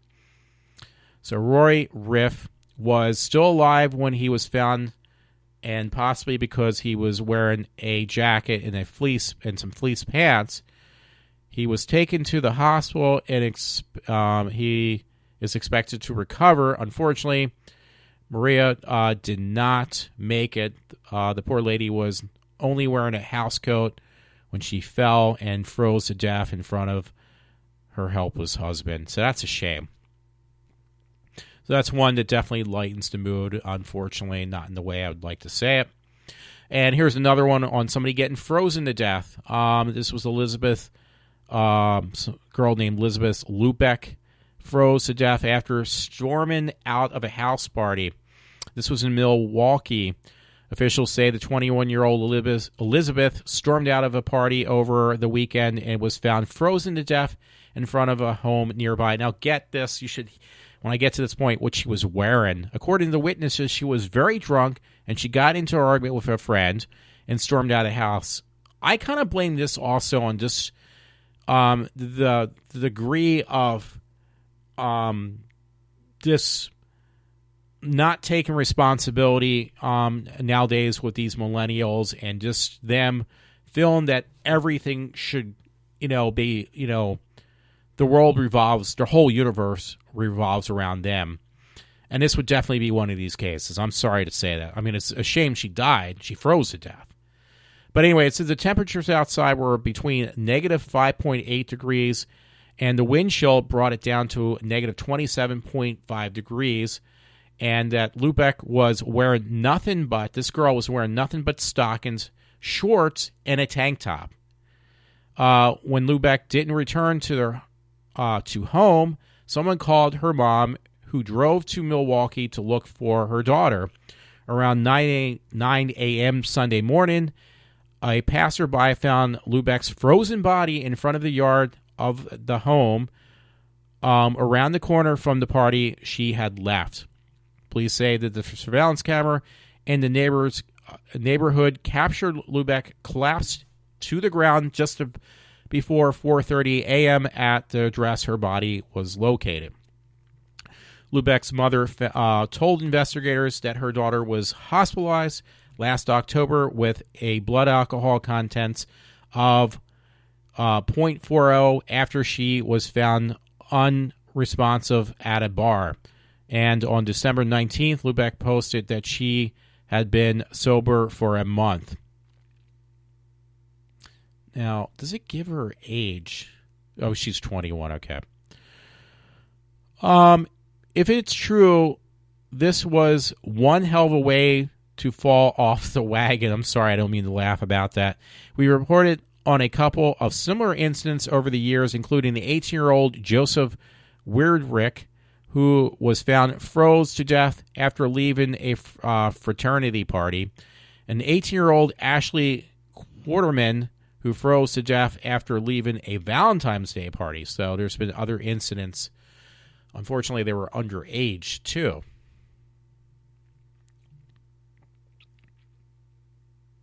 I might have read this already, because I think, yeah, okay. Because some of these stories, I can take them down right now. You know what? I should go for these lighter stories real quick. For some reason, something made me want to look up Phil Collins today. I don't know what it was. So I found this article. It was from last year, but it said Phil Collins plotting for a comeback. I am no longer retired. So he went in retirement for a couple years, 10 years to be exact. So last October, he actually was sick for a while too. The horse is out of the stable, and I'm raging to go again, Genesis singer. He's like, see, the thing was, Peter Gabriel was actually the original singer for Genesis. But I remember growing up and being like 16 years old, and he was really popular, Phil Collins. And I remember that one episode he was on Miami Vice. He played a bad guy. Sit around the bastard bedroom of the Miami Beach mansion just 5 days after undergoing major back surgery. Phil Collins is still weak and in no small amount of pain. But when the conversation for an upcoming My Life in 15 songs features turn on to future plans, he grows animated and excited. I am no longer officially retired, he says. The horse is out of the stable, and I'm raring to go. I actually did love Phil Collins, especially in Genesis, but even when he did his solo things, so that was really cool. So he's trying to do, and I thought they gave his age. So I thought it was in here. He says that he has kids back then. Well, it was only a couple months ago. Now 10 and 14 want to see what their dad actually really does. So I did post this, but I'm trying to figure out his age now as well, because I thought it was in the article. See if I can pop that up real quick without... As that's going on, let me just undo my thing. My thing locked out.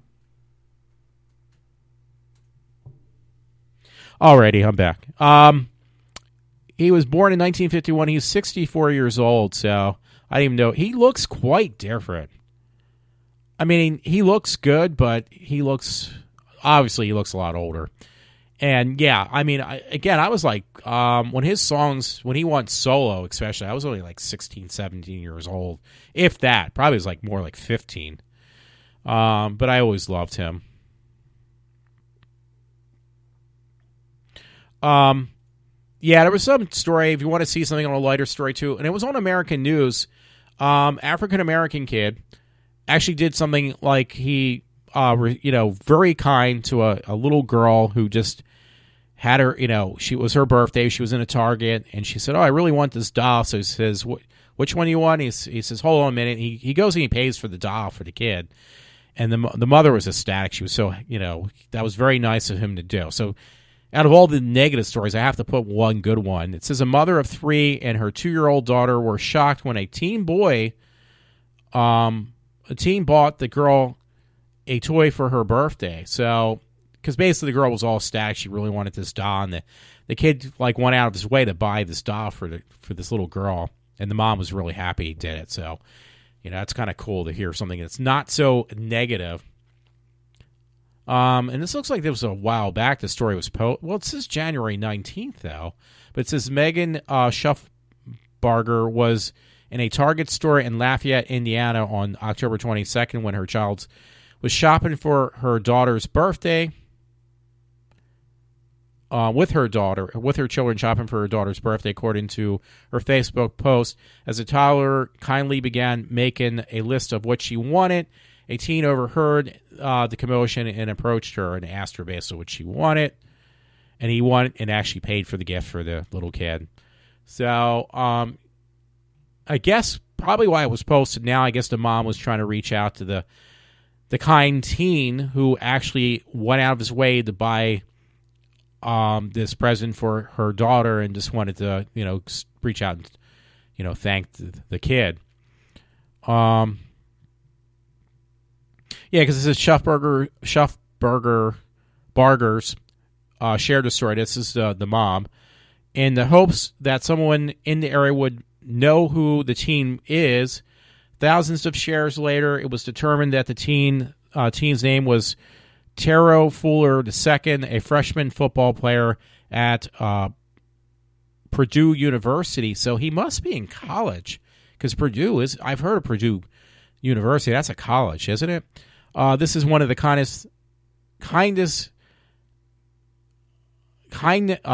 This one act of kindness has likely generated thousands of smiles and softened many hearts, inspired others. Schuffbarger told WTSP. So that's really cool. I'd like to see more stories about this. Killing people with kindness instead of with guns would be really nice. That was very nice of that kid to do that. Days like that I thought, for the most part, are behind me. I mean, people going out of their way to be nice to me. Last time I ever had anything like that to that extent was probably when I lived in my apartment years ago in Horsham. I had a neighbor next door that he actually went out of his way to just kind of take me under his wing and, almost become like a counselor to me with my problems. And my parents and everybody around him really appreciated that. His name was Joe Thomas, a very good friend, and I lost contact with him. My own fault, I know. And another light story, though, by the way, because remember the other day I read some story on the news, my news segment, which is pretty much the entire story, about these delinquent parents or whatever, like this woman who has like 10 kids, and she basically it's in the UK, and she gets the government, the UK, England, taxpayers to pay for her kids and for her to get breast implants and everything else. So that left me with a really bad taste. So now actually it's not unfortunate, but I find a story on the opposite spectrum from the same country of England. It was on the Daily Mail once again, a completely opposite story, and it's even a larger set of children that this family had, which they are paying for everything. They don't depend on the government for anything. Now get this. Let me read this now. I've had 18 children, and number 19 is on its way, and we are still not claiming benefits, says Baker's wife. So these people are self-dependent. They're self-employed. They have a business. They have coming up on 19 children, and they take care of each and every one of them and don't depend on the government to pay for any of them. So that was kind of really impressive. That was, I think, that was the other day that story was posted. Now they're coming up on January 19th. It's like, no, this was actually like 2 days ago. So Sue and Noel Radford have announced their 19th baby is due in July, this July coming up. The family spent around £30,000 a year bringing up their huge brood, but they are self-funded through successful family bacon business. Couple welcomed daughter Haley in June and grandchild Leo in December. So there you go. I mean, this is a family that not only is not dependent on the government or somebody else to support what they want out of life, but it's obviously they've incorporated this place of being responsible or responsibility on their children. So that not only they were being held, they're not dependent on anybody else, but also their children are being brought up the correct way. So that is really incredibly, I can't even think of the right word, impressive. I don't know what else to say. It's very impressive that here you go. Here's somebody who has a large family. Obviously, they probably are Christian because they don't believe in, the purpose of procreation is to have children. And they have a large family, obviously. They have the size of a family of at least 5 families. But they also are not asking for handouts whatsoever. And it's funny, I don't see in this story where this woman's asking like that other one did. I've had 19 kids. I think I'm due for, breast enlargements because my breasts are sagging. No, you don't hear that in the story. These people are quite contented and they have a very large family, but they're not asking for anyone else, want anybody else to pay for what they want or what they're doing. They are completely self-sufficient. So it'd be a hint for these other people that are, these stories I read about, these deadbeats, and expect like, okay, when are you going to give me more? Give me. It's your responsibility. No, they're not saying that. So it's not in this story. So I thought that was pretty impressive.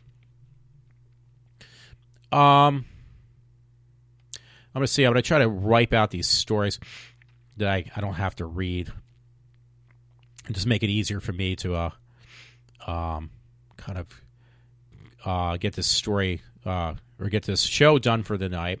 Because again, I'm kind of thinking that it's going to eventually get to the point that I won't be doing this the way I am now. Doing these shows as extensive as I am now. So, I could actually knock out a lot of these stories. I've already read them. Hey, here's another one. I think this is actually, this is from the UK too, and it was on Opposing Views. Now, here's another one that takes the opposite side from the woman who wanted the breast implants practically. The same type of story. Almost, not quite. Father has 15 children with 10 different women, cost taxpayers millions. You hear that? Millions. So it said, this was on January 17th, Keith McDonald, 29, has allegedly fathered 15 children with at least 10 different women. McDonald was featured in England in a television documentary called 40 Kids by 20 Women. McDonald is in, now get this, because I said already it's cost taxpayers in England millions of dollars. So it gets better. McDonald, that's his last name, is unemployed and refuses to work, claiming that it is too boring. So he has also received unemployment benefits in the past for reportedly hurting his back. According to the Mirror, the benefits that he has received for all his children have cost taxpayers almost $3 million American dollars. So how you like that? McDonald's claims to pick most of the women up on a bus route around Sunderland, England. And just so you won't think I'm being, this is another story about minorities. This guy he's Caucasian. So he's a real piece of shit is basically what he is. It's easy. They never seem to say no, he explained.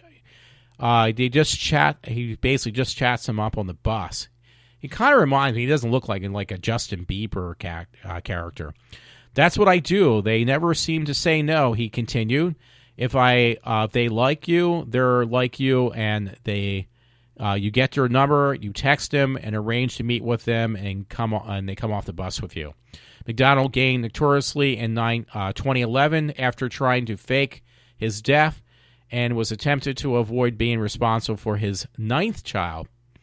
The story was told by an ex-partner. McDonald allegedly beat her up and was found guilty a year later of common assault. He was also found guilty of theft after having an argument over a grilled cheese sandwich. Well, you got to defend the guy there. I mean, it was over a grilled cheese sandwich. I mean, he has every right to beat the shit out of somebody over that. Really, he does. And why should he work? The poor guy, he should not have to work. He should just be able to procreate and not be held accountable for it. I mean, you're asking too much, really. This story was told by the ex-partner. McDonald allegedly... Okay, I already read that. Anyway, the father of the 15 already had 6 children by the time he was the age of 20. And in 2008, he gloated that he refuses to use any form of birth control. So he's really proud of himself. I would be too. He said, "It's not my fault. I thought that they were all on the pill. I have fun. Come through to Newcastle or go to Sunderland." McDonald has reportedly fathered 4 children since 2013, in addition to, I guess, what was in that story. I don't know. So there you go. Back to the negative side. Okay, I got to lighten this up. No puns intended. Man frozen to death brought back to life. I mean, I'm hearing more stories. They had this one on some type of simple culture not an insect, something like that, like a simple type of life form. Now it's about with a human being. So it's kind of interesting, that whole thing about maybe you could actually freeze tissue and bring it back to life kind of thing. Now, I didn't know this. This was actually in Allentown, PA, so that's interesting. For the first time, the patient, doctors, and families speak out about a 25-year-old Justin Smith who was found by his father completely frozen in a snowbank. I put the car in park, and I just ran to him and started shaking his head, and he said, "No, you can't leave me." And I guess it's the father. It's a quote from the father. "You can't leave me," said Justin's dad, Don Smith. Doctors at Lehigh Valley Hospital, Cedar Crest, say that he couldn't be pronounced dead while he was frozen. So they started warming him up inside and out, and shockingly, his heart, that's when things started to miraculously turn. I guess they got a heartbeat. Next thing they know, he's waking up in Cedar Crest Hospital. Family was also around him.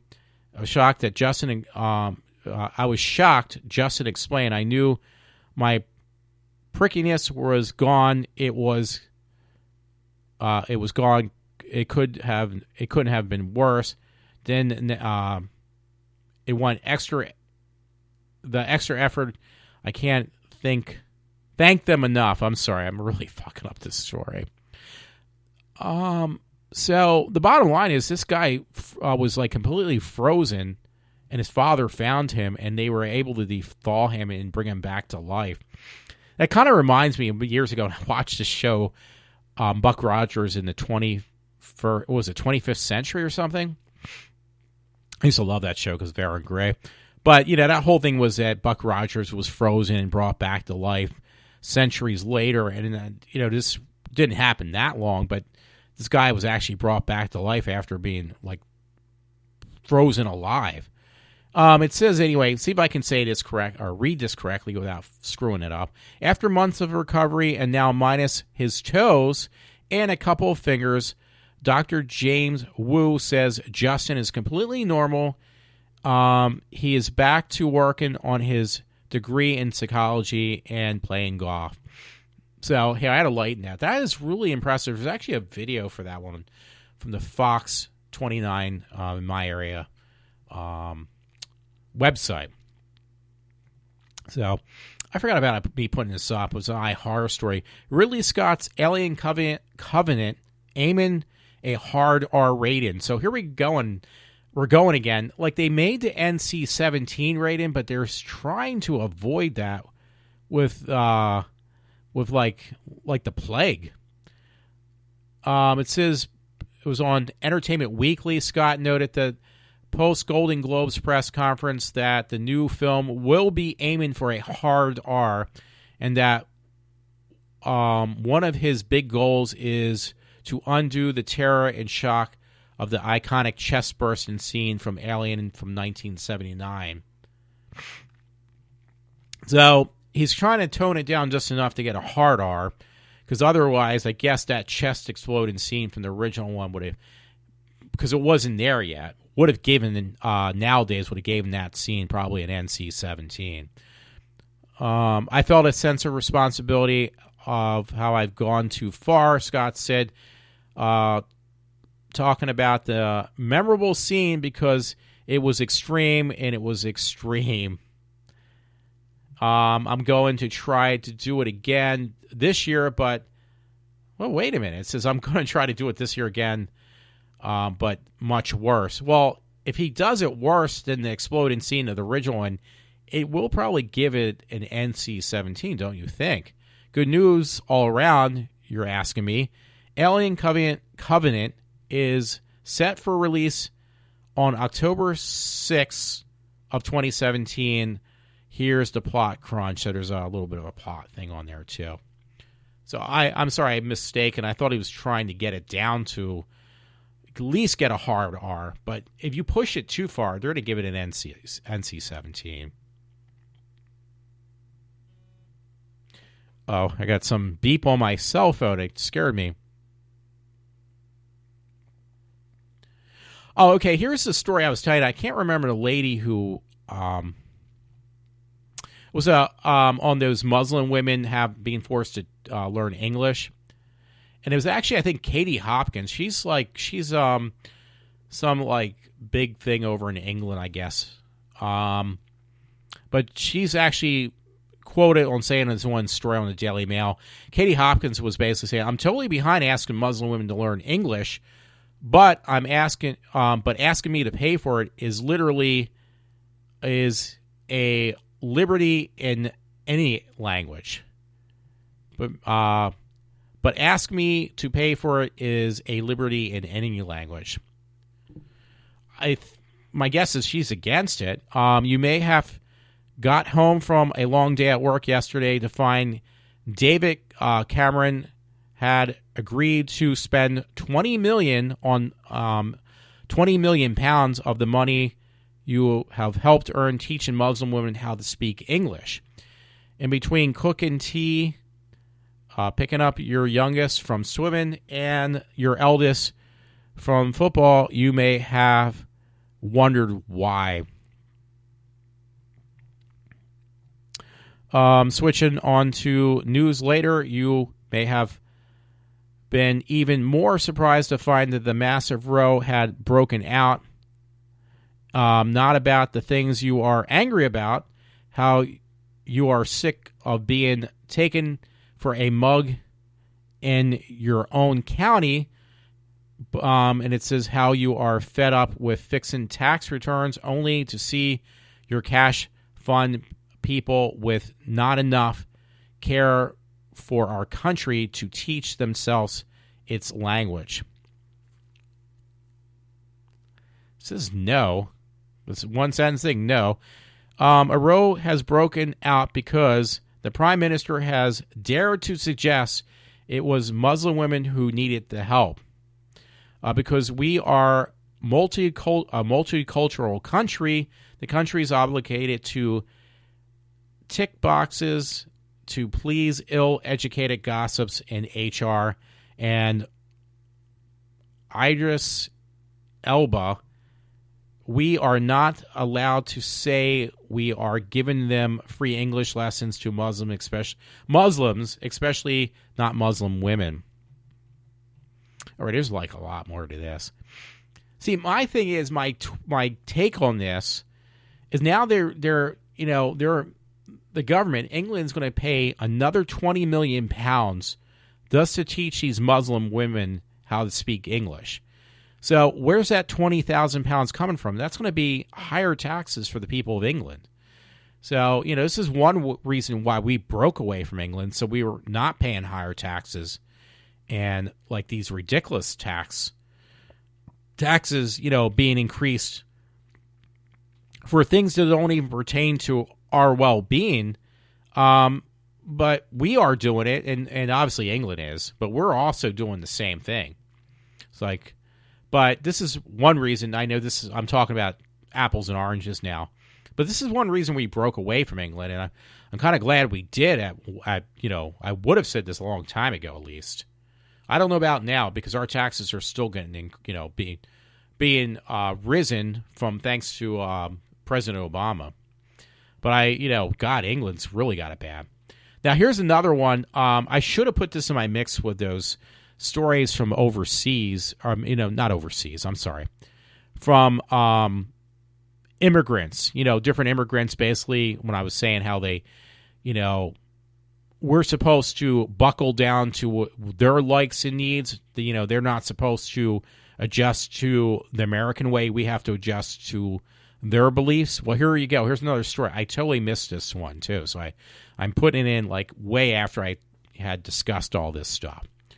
And you'll see why. Daily Mail outrage at as a New York City man forces wife to walk naked in the streets after catching her sending nude pictures to other men. So there's a video with this. This guy's screaming at his wife, but he's speaking in Spanish. He's not even speaking in English. And he has the woman, his wife, in a towel, degrading her, but he pulls the towel off his wife and makes her walk the city streets of New York completely nude. It says, the bullet points, clip shows man humiliating his wife by making her walk naked down the road. As he trails her down, down the streets and shouts, "Tart," and it's like B, whatever that's, I guess it's supposed to be bitch, and I guess it's supposed to be witch or wench, I don't know, because it's like blurted out at her. He hurled her insults at her after he found her provocatively texting 7 men. A video provoked anger online while others questioned its authority. So I guess some people think it was set up just to get noticed. But I'm trying to look because it's, it's got so many words blurted out, it's not even worth reading. But it said he was speaking in Spanish at one point. But yeah, basically his wife was sending nude pictures or provocative pictures of herself to several other men. This woman's husband decided to humiliate her in New York. The point was, though, when you watch the video, he's screaming at her and he's speaking, it said, in Spanish. So obviously, not one of these things, you can't learn the language, but, and your customs and beliefs, we have to incorporate. It shouldn't be the other way around. This is the only country I know that does that.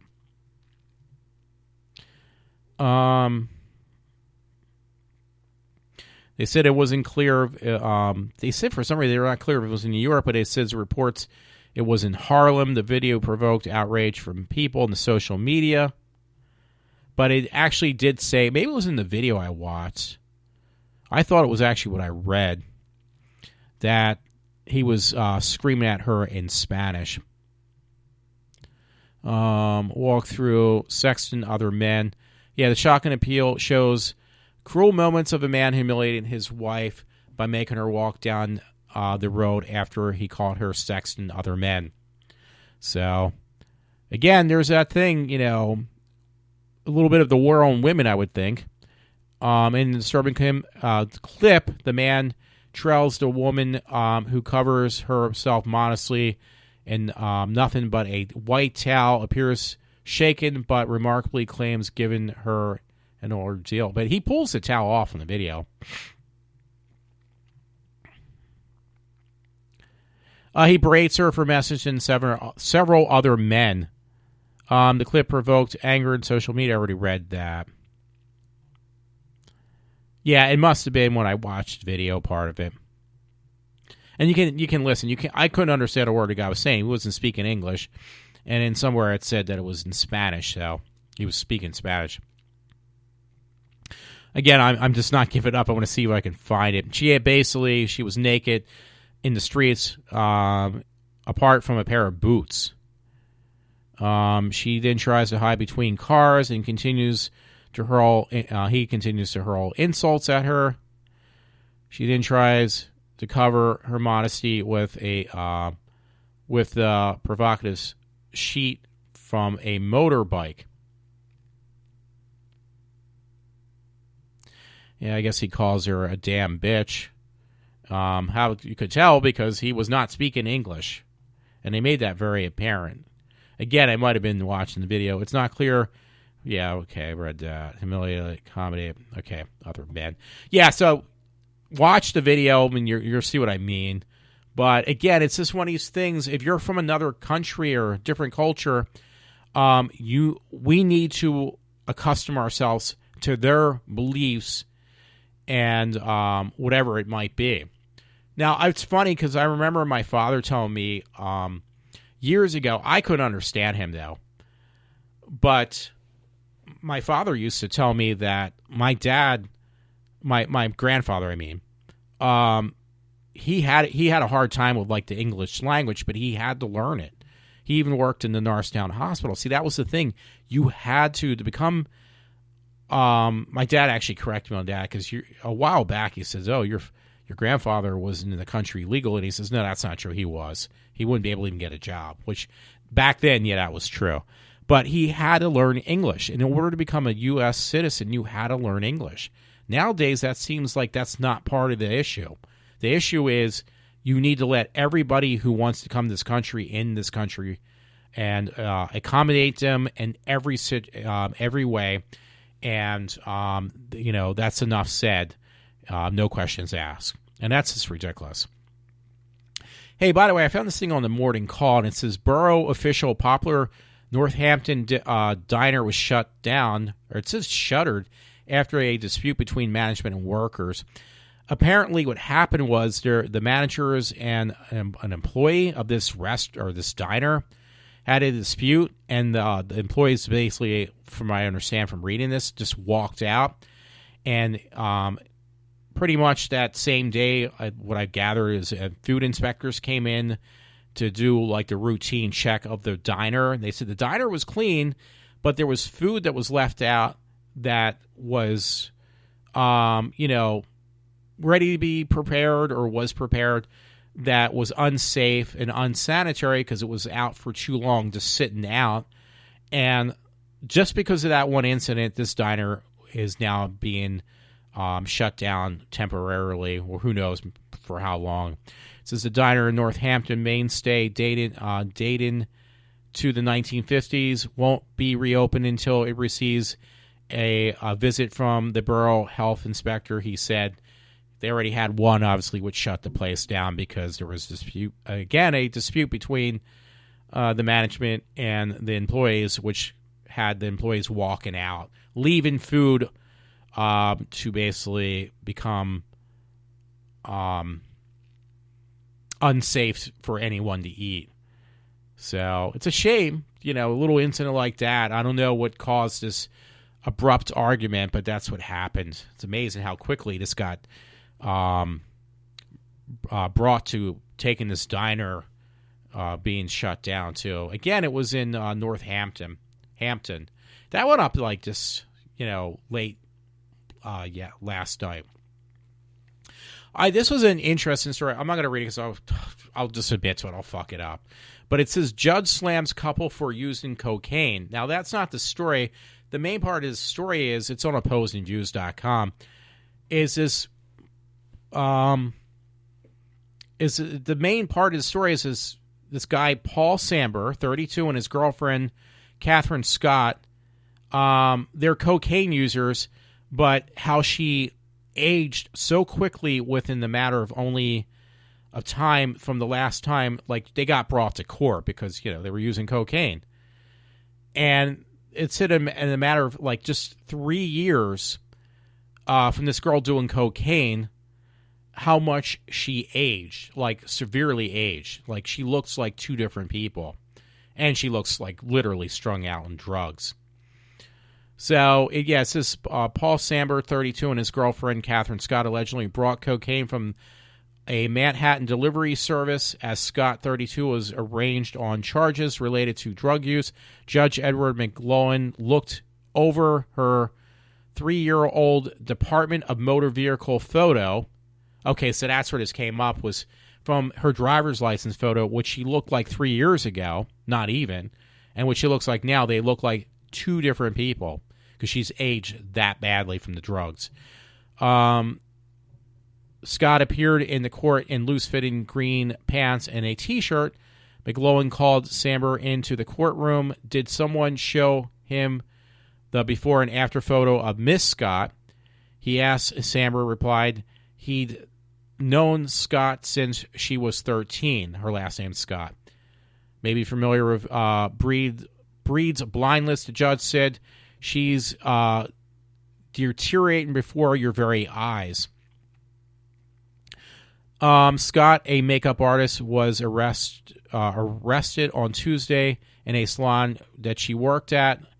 Lindline lists Samber's most recent place of employment, a medalist or I guess it's like a massages. Person gives massages. He apparently works as an ad operations specialist. McClellan also reamped it. Scott. People like Miss Scott are disregarding the law and doing their own thing because New York State and every other entity that outlaws drugs is just a party pooper to them, he said. So this girl, like, literally aged herself from just doing all these drugs. So it looks like she's from New York. Sorry for screwing up the way I read this. Frank Ruttenham, Scott's lawyer, told the judge that she didn't have the funds to make bail, but she has enough money for cocaine, the judge asked. I think the lawyer cost more than $250 special. Rothman shot back. Scott and Samler left the courtroom together holding hands. Actor Jack Kess from the TV series The Strain has also been charged with receiving cocaine from the delivery service. So somebody from this TV show called The Strain was also up. I've heard of that show.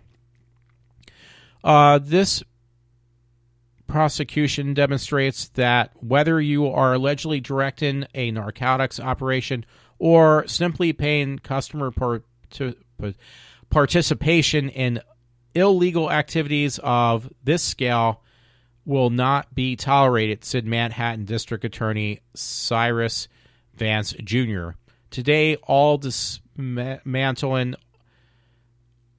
a sophisticated cocaine delivery operation top to bottom, from the 3 people charged under state kingpin status to a dozen indicted sellers, as well as 10 separately charged buyers. So I gotta look up this girl, Catherine Scott. Cause she's somebody like other than who we think she is, or is it just on this story that she looks really aged from the drugs she was doing?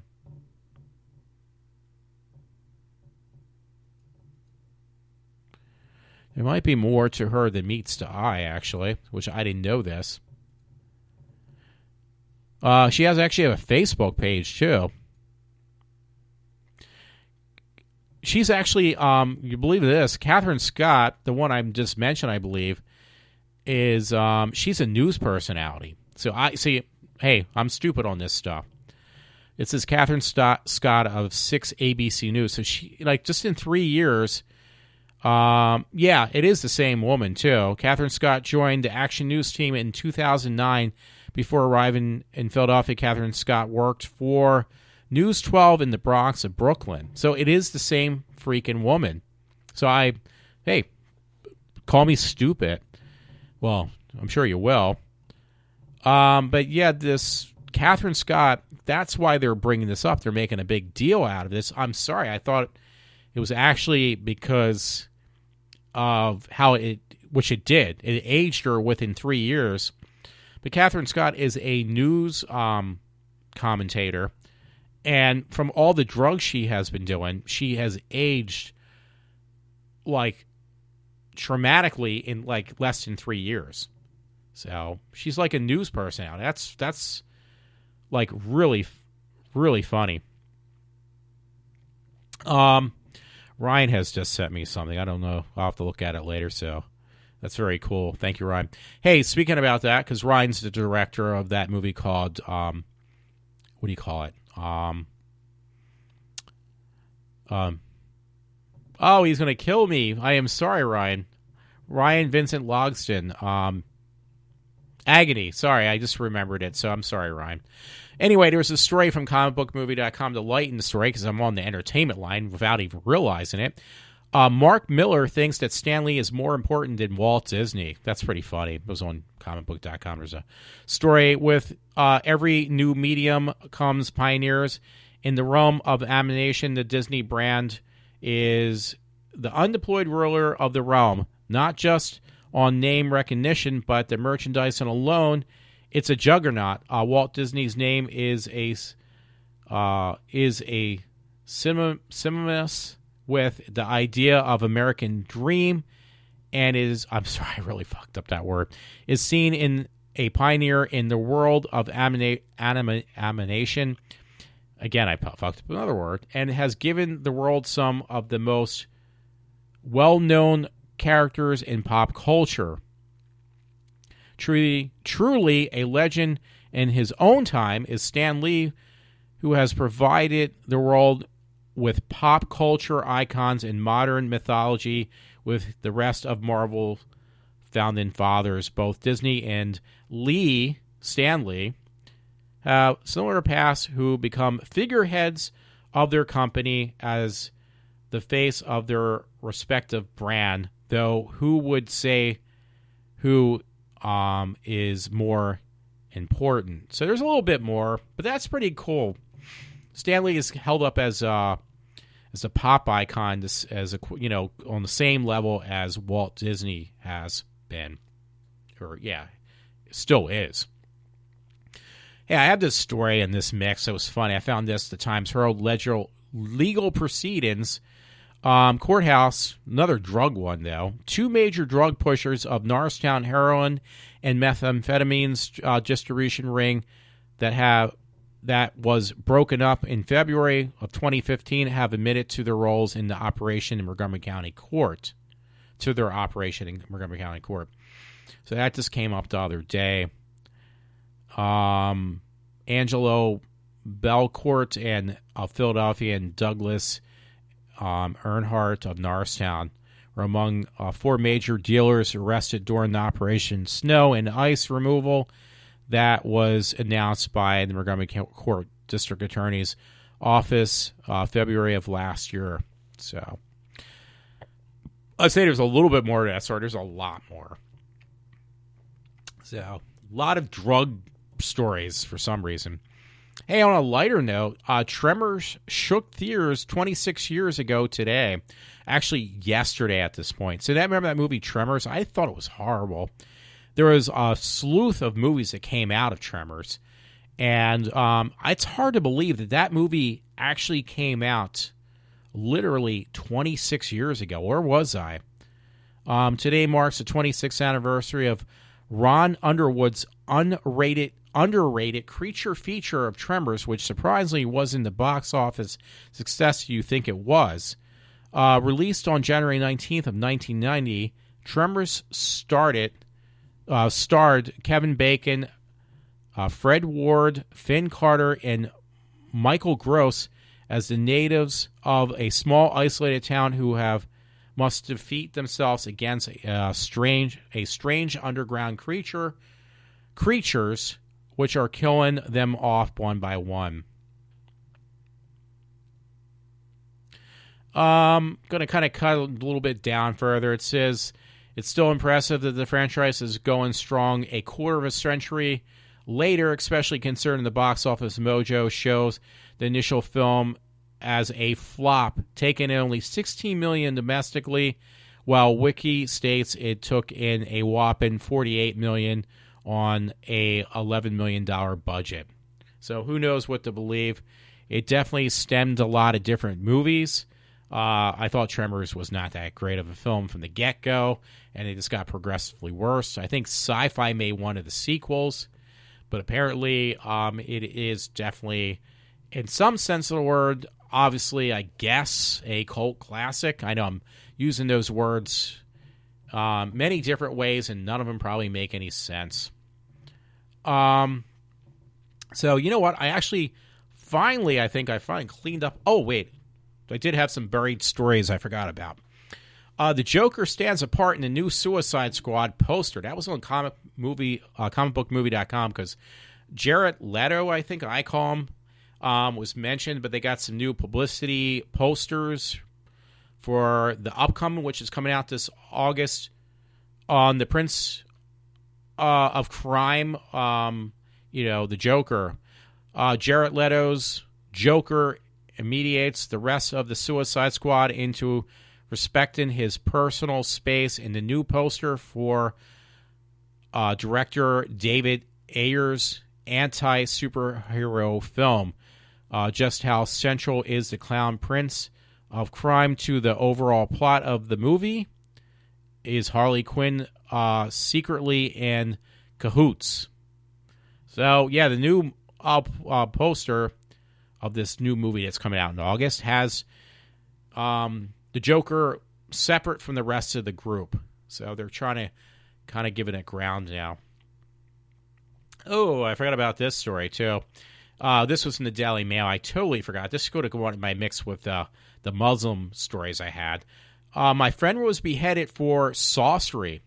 Like being a, I don't want to say witchcraft, but, something on that line.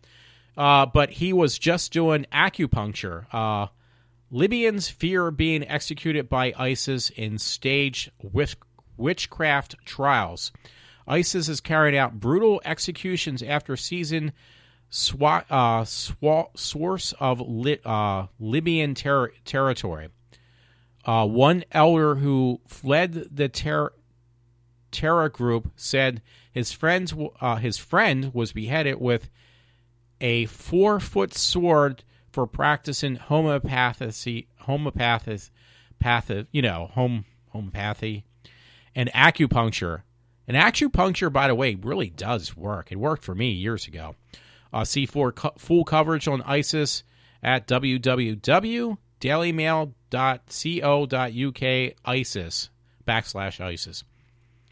So it is showing, I guess it's not just one, but ISIS has taken over these areas of Libya. It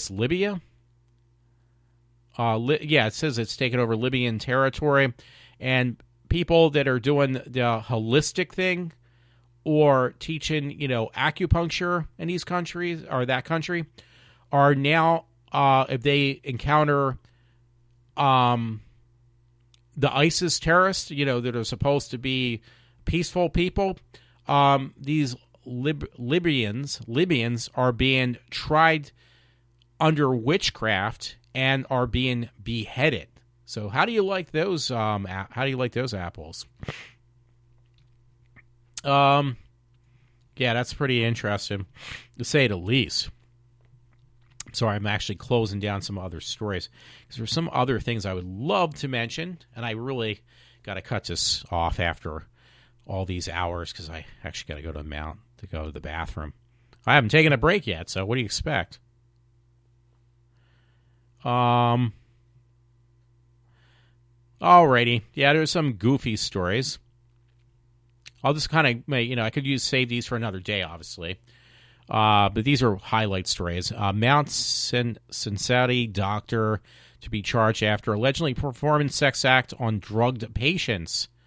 New York, a Mount Cincinnati doctor turned himself into Manhattan Special Victims Division Tuesday after a patient accused him of sexually assaulting her. There's another one.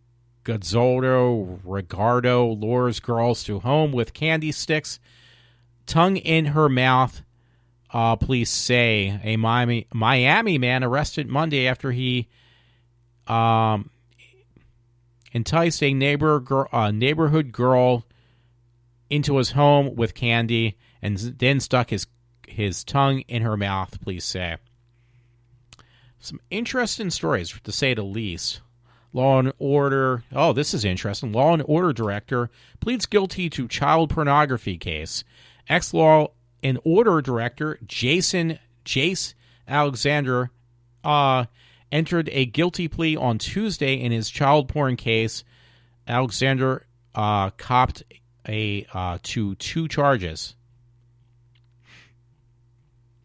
I mean, these stories never seem to stop.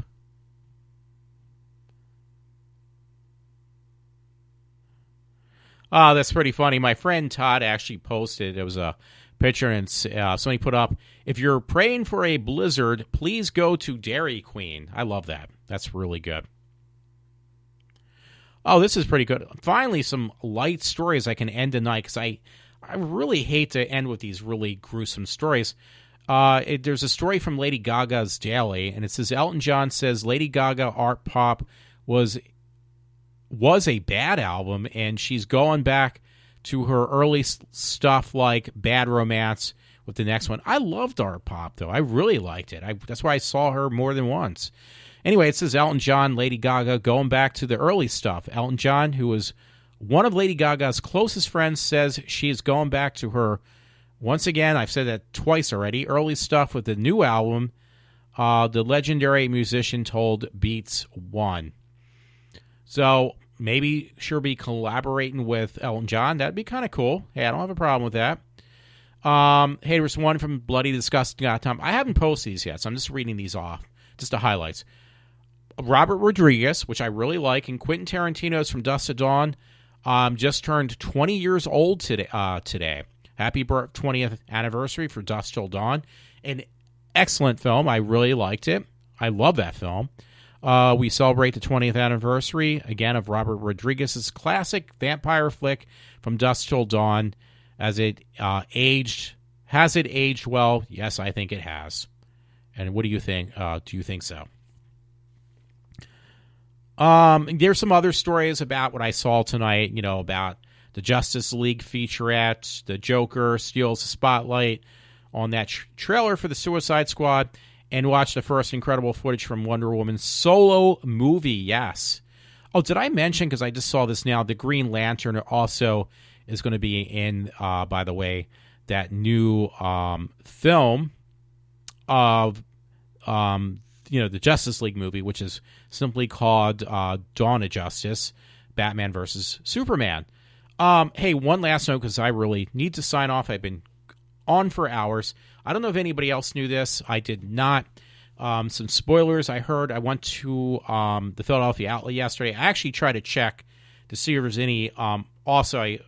Yesterday, I did drive out to Exton Mall to see if there's anything new happening with Kevin Smith's film. They are definitely cleaning up that J.C. Penney's more than ever before. The whole entire inside was not only clean, but it was completely lit up from top to bottom, which is indicating they are getting ready to at least set up what needs to be probably done in production of the movie of Mallrats is my guess. So that was cool. But then from there, I actually drove over to near Royersford, I guess, / Lansdale. No, not Lansdale. I'm sorry. Because I really got to go to the bathroom, folks. But I don't want to cut out. I just want to end this show. Limerick to the Philadelphia outlet. And over there, though, it was really cool. I was talking to this girl in the Disney store, and she gave me some insiders. She was a big Star Wars fan. And there were some people in there I did not know. There was this woman who plays a female stormtrooper who actually is an actress, a very tall actress from Game of Thrones. She's got blonde hair. I don't know her because I don't watch that show. Couldn't tell you.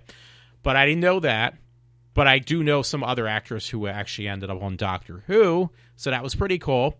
What do you call it? James Bond was, if you went and seen the movie of A Force Awakens, Daniel Craig was the one that Ren, the character Ren, uses the Force because she's actually technically, she's got, she's a Jedi. She's a female Jedi. So Ren, by the way, basically uses the Force on a stormtrooper and uses that, these aren't the droids you're looking for kind of deal. Well, the person she does that on, which was really funny, was, believe it or not, because I liked that whole niche on that, was Daniel Craig. So that was really cool. And then if you watch those Star Trek movies, which I don't like the new ones from, what do you call it? Our new director who's doing The Force Awakens, J.J. Abrams. There was another spoiler she gave me. Well, not a spoiler, an inside thing. The guy who plays Scotty in the new J.J. Abrams Star Trek was this guy who was pretty much CG'd out, but he played this, I like to consider like a street merchant that Ren was selling stuff to for food. And I can't remember that character's name, but yeah, it was this guy who played Scotty, and J.J. Abrams basically pulled him for the movie. Anyway, thanks a lot. Hope you enjoyed my show. I'm cutting off because I really got to cut this short now. It's been like a couple hours. So thanks a lot for listening to me, and thank you for listening to iWalter.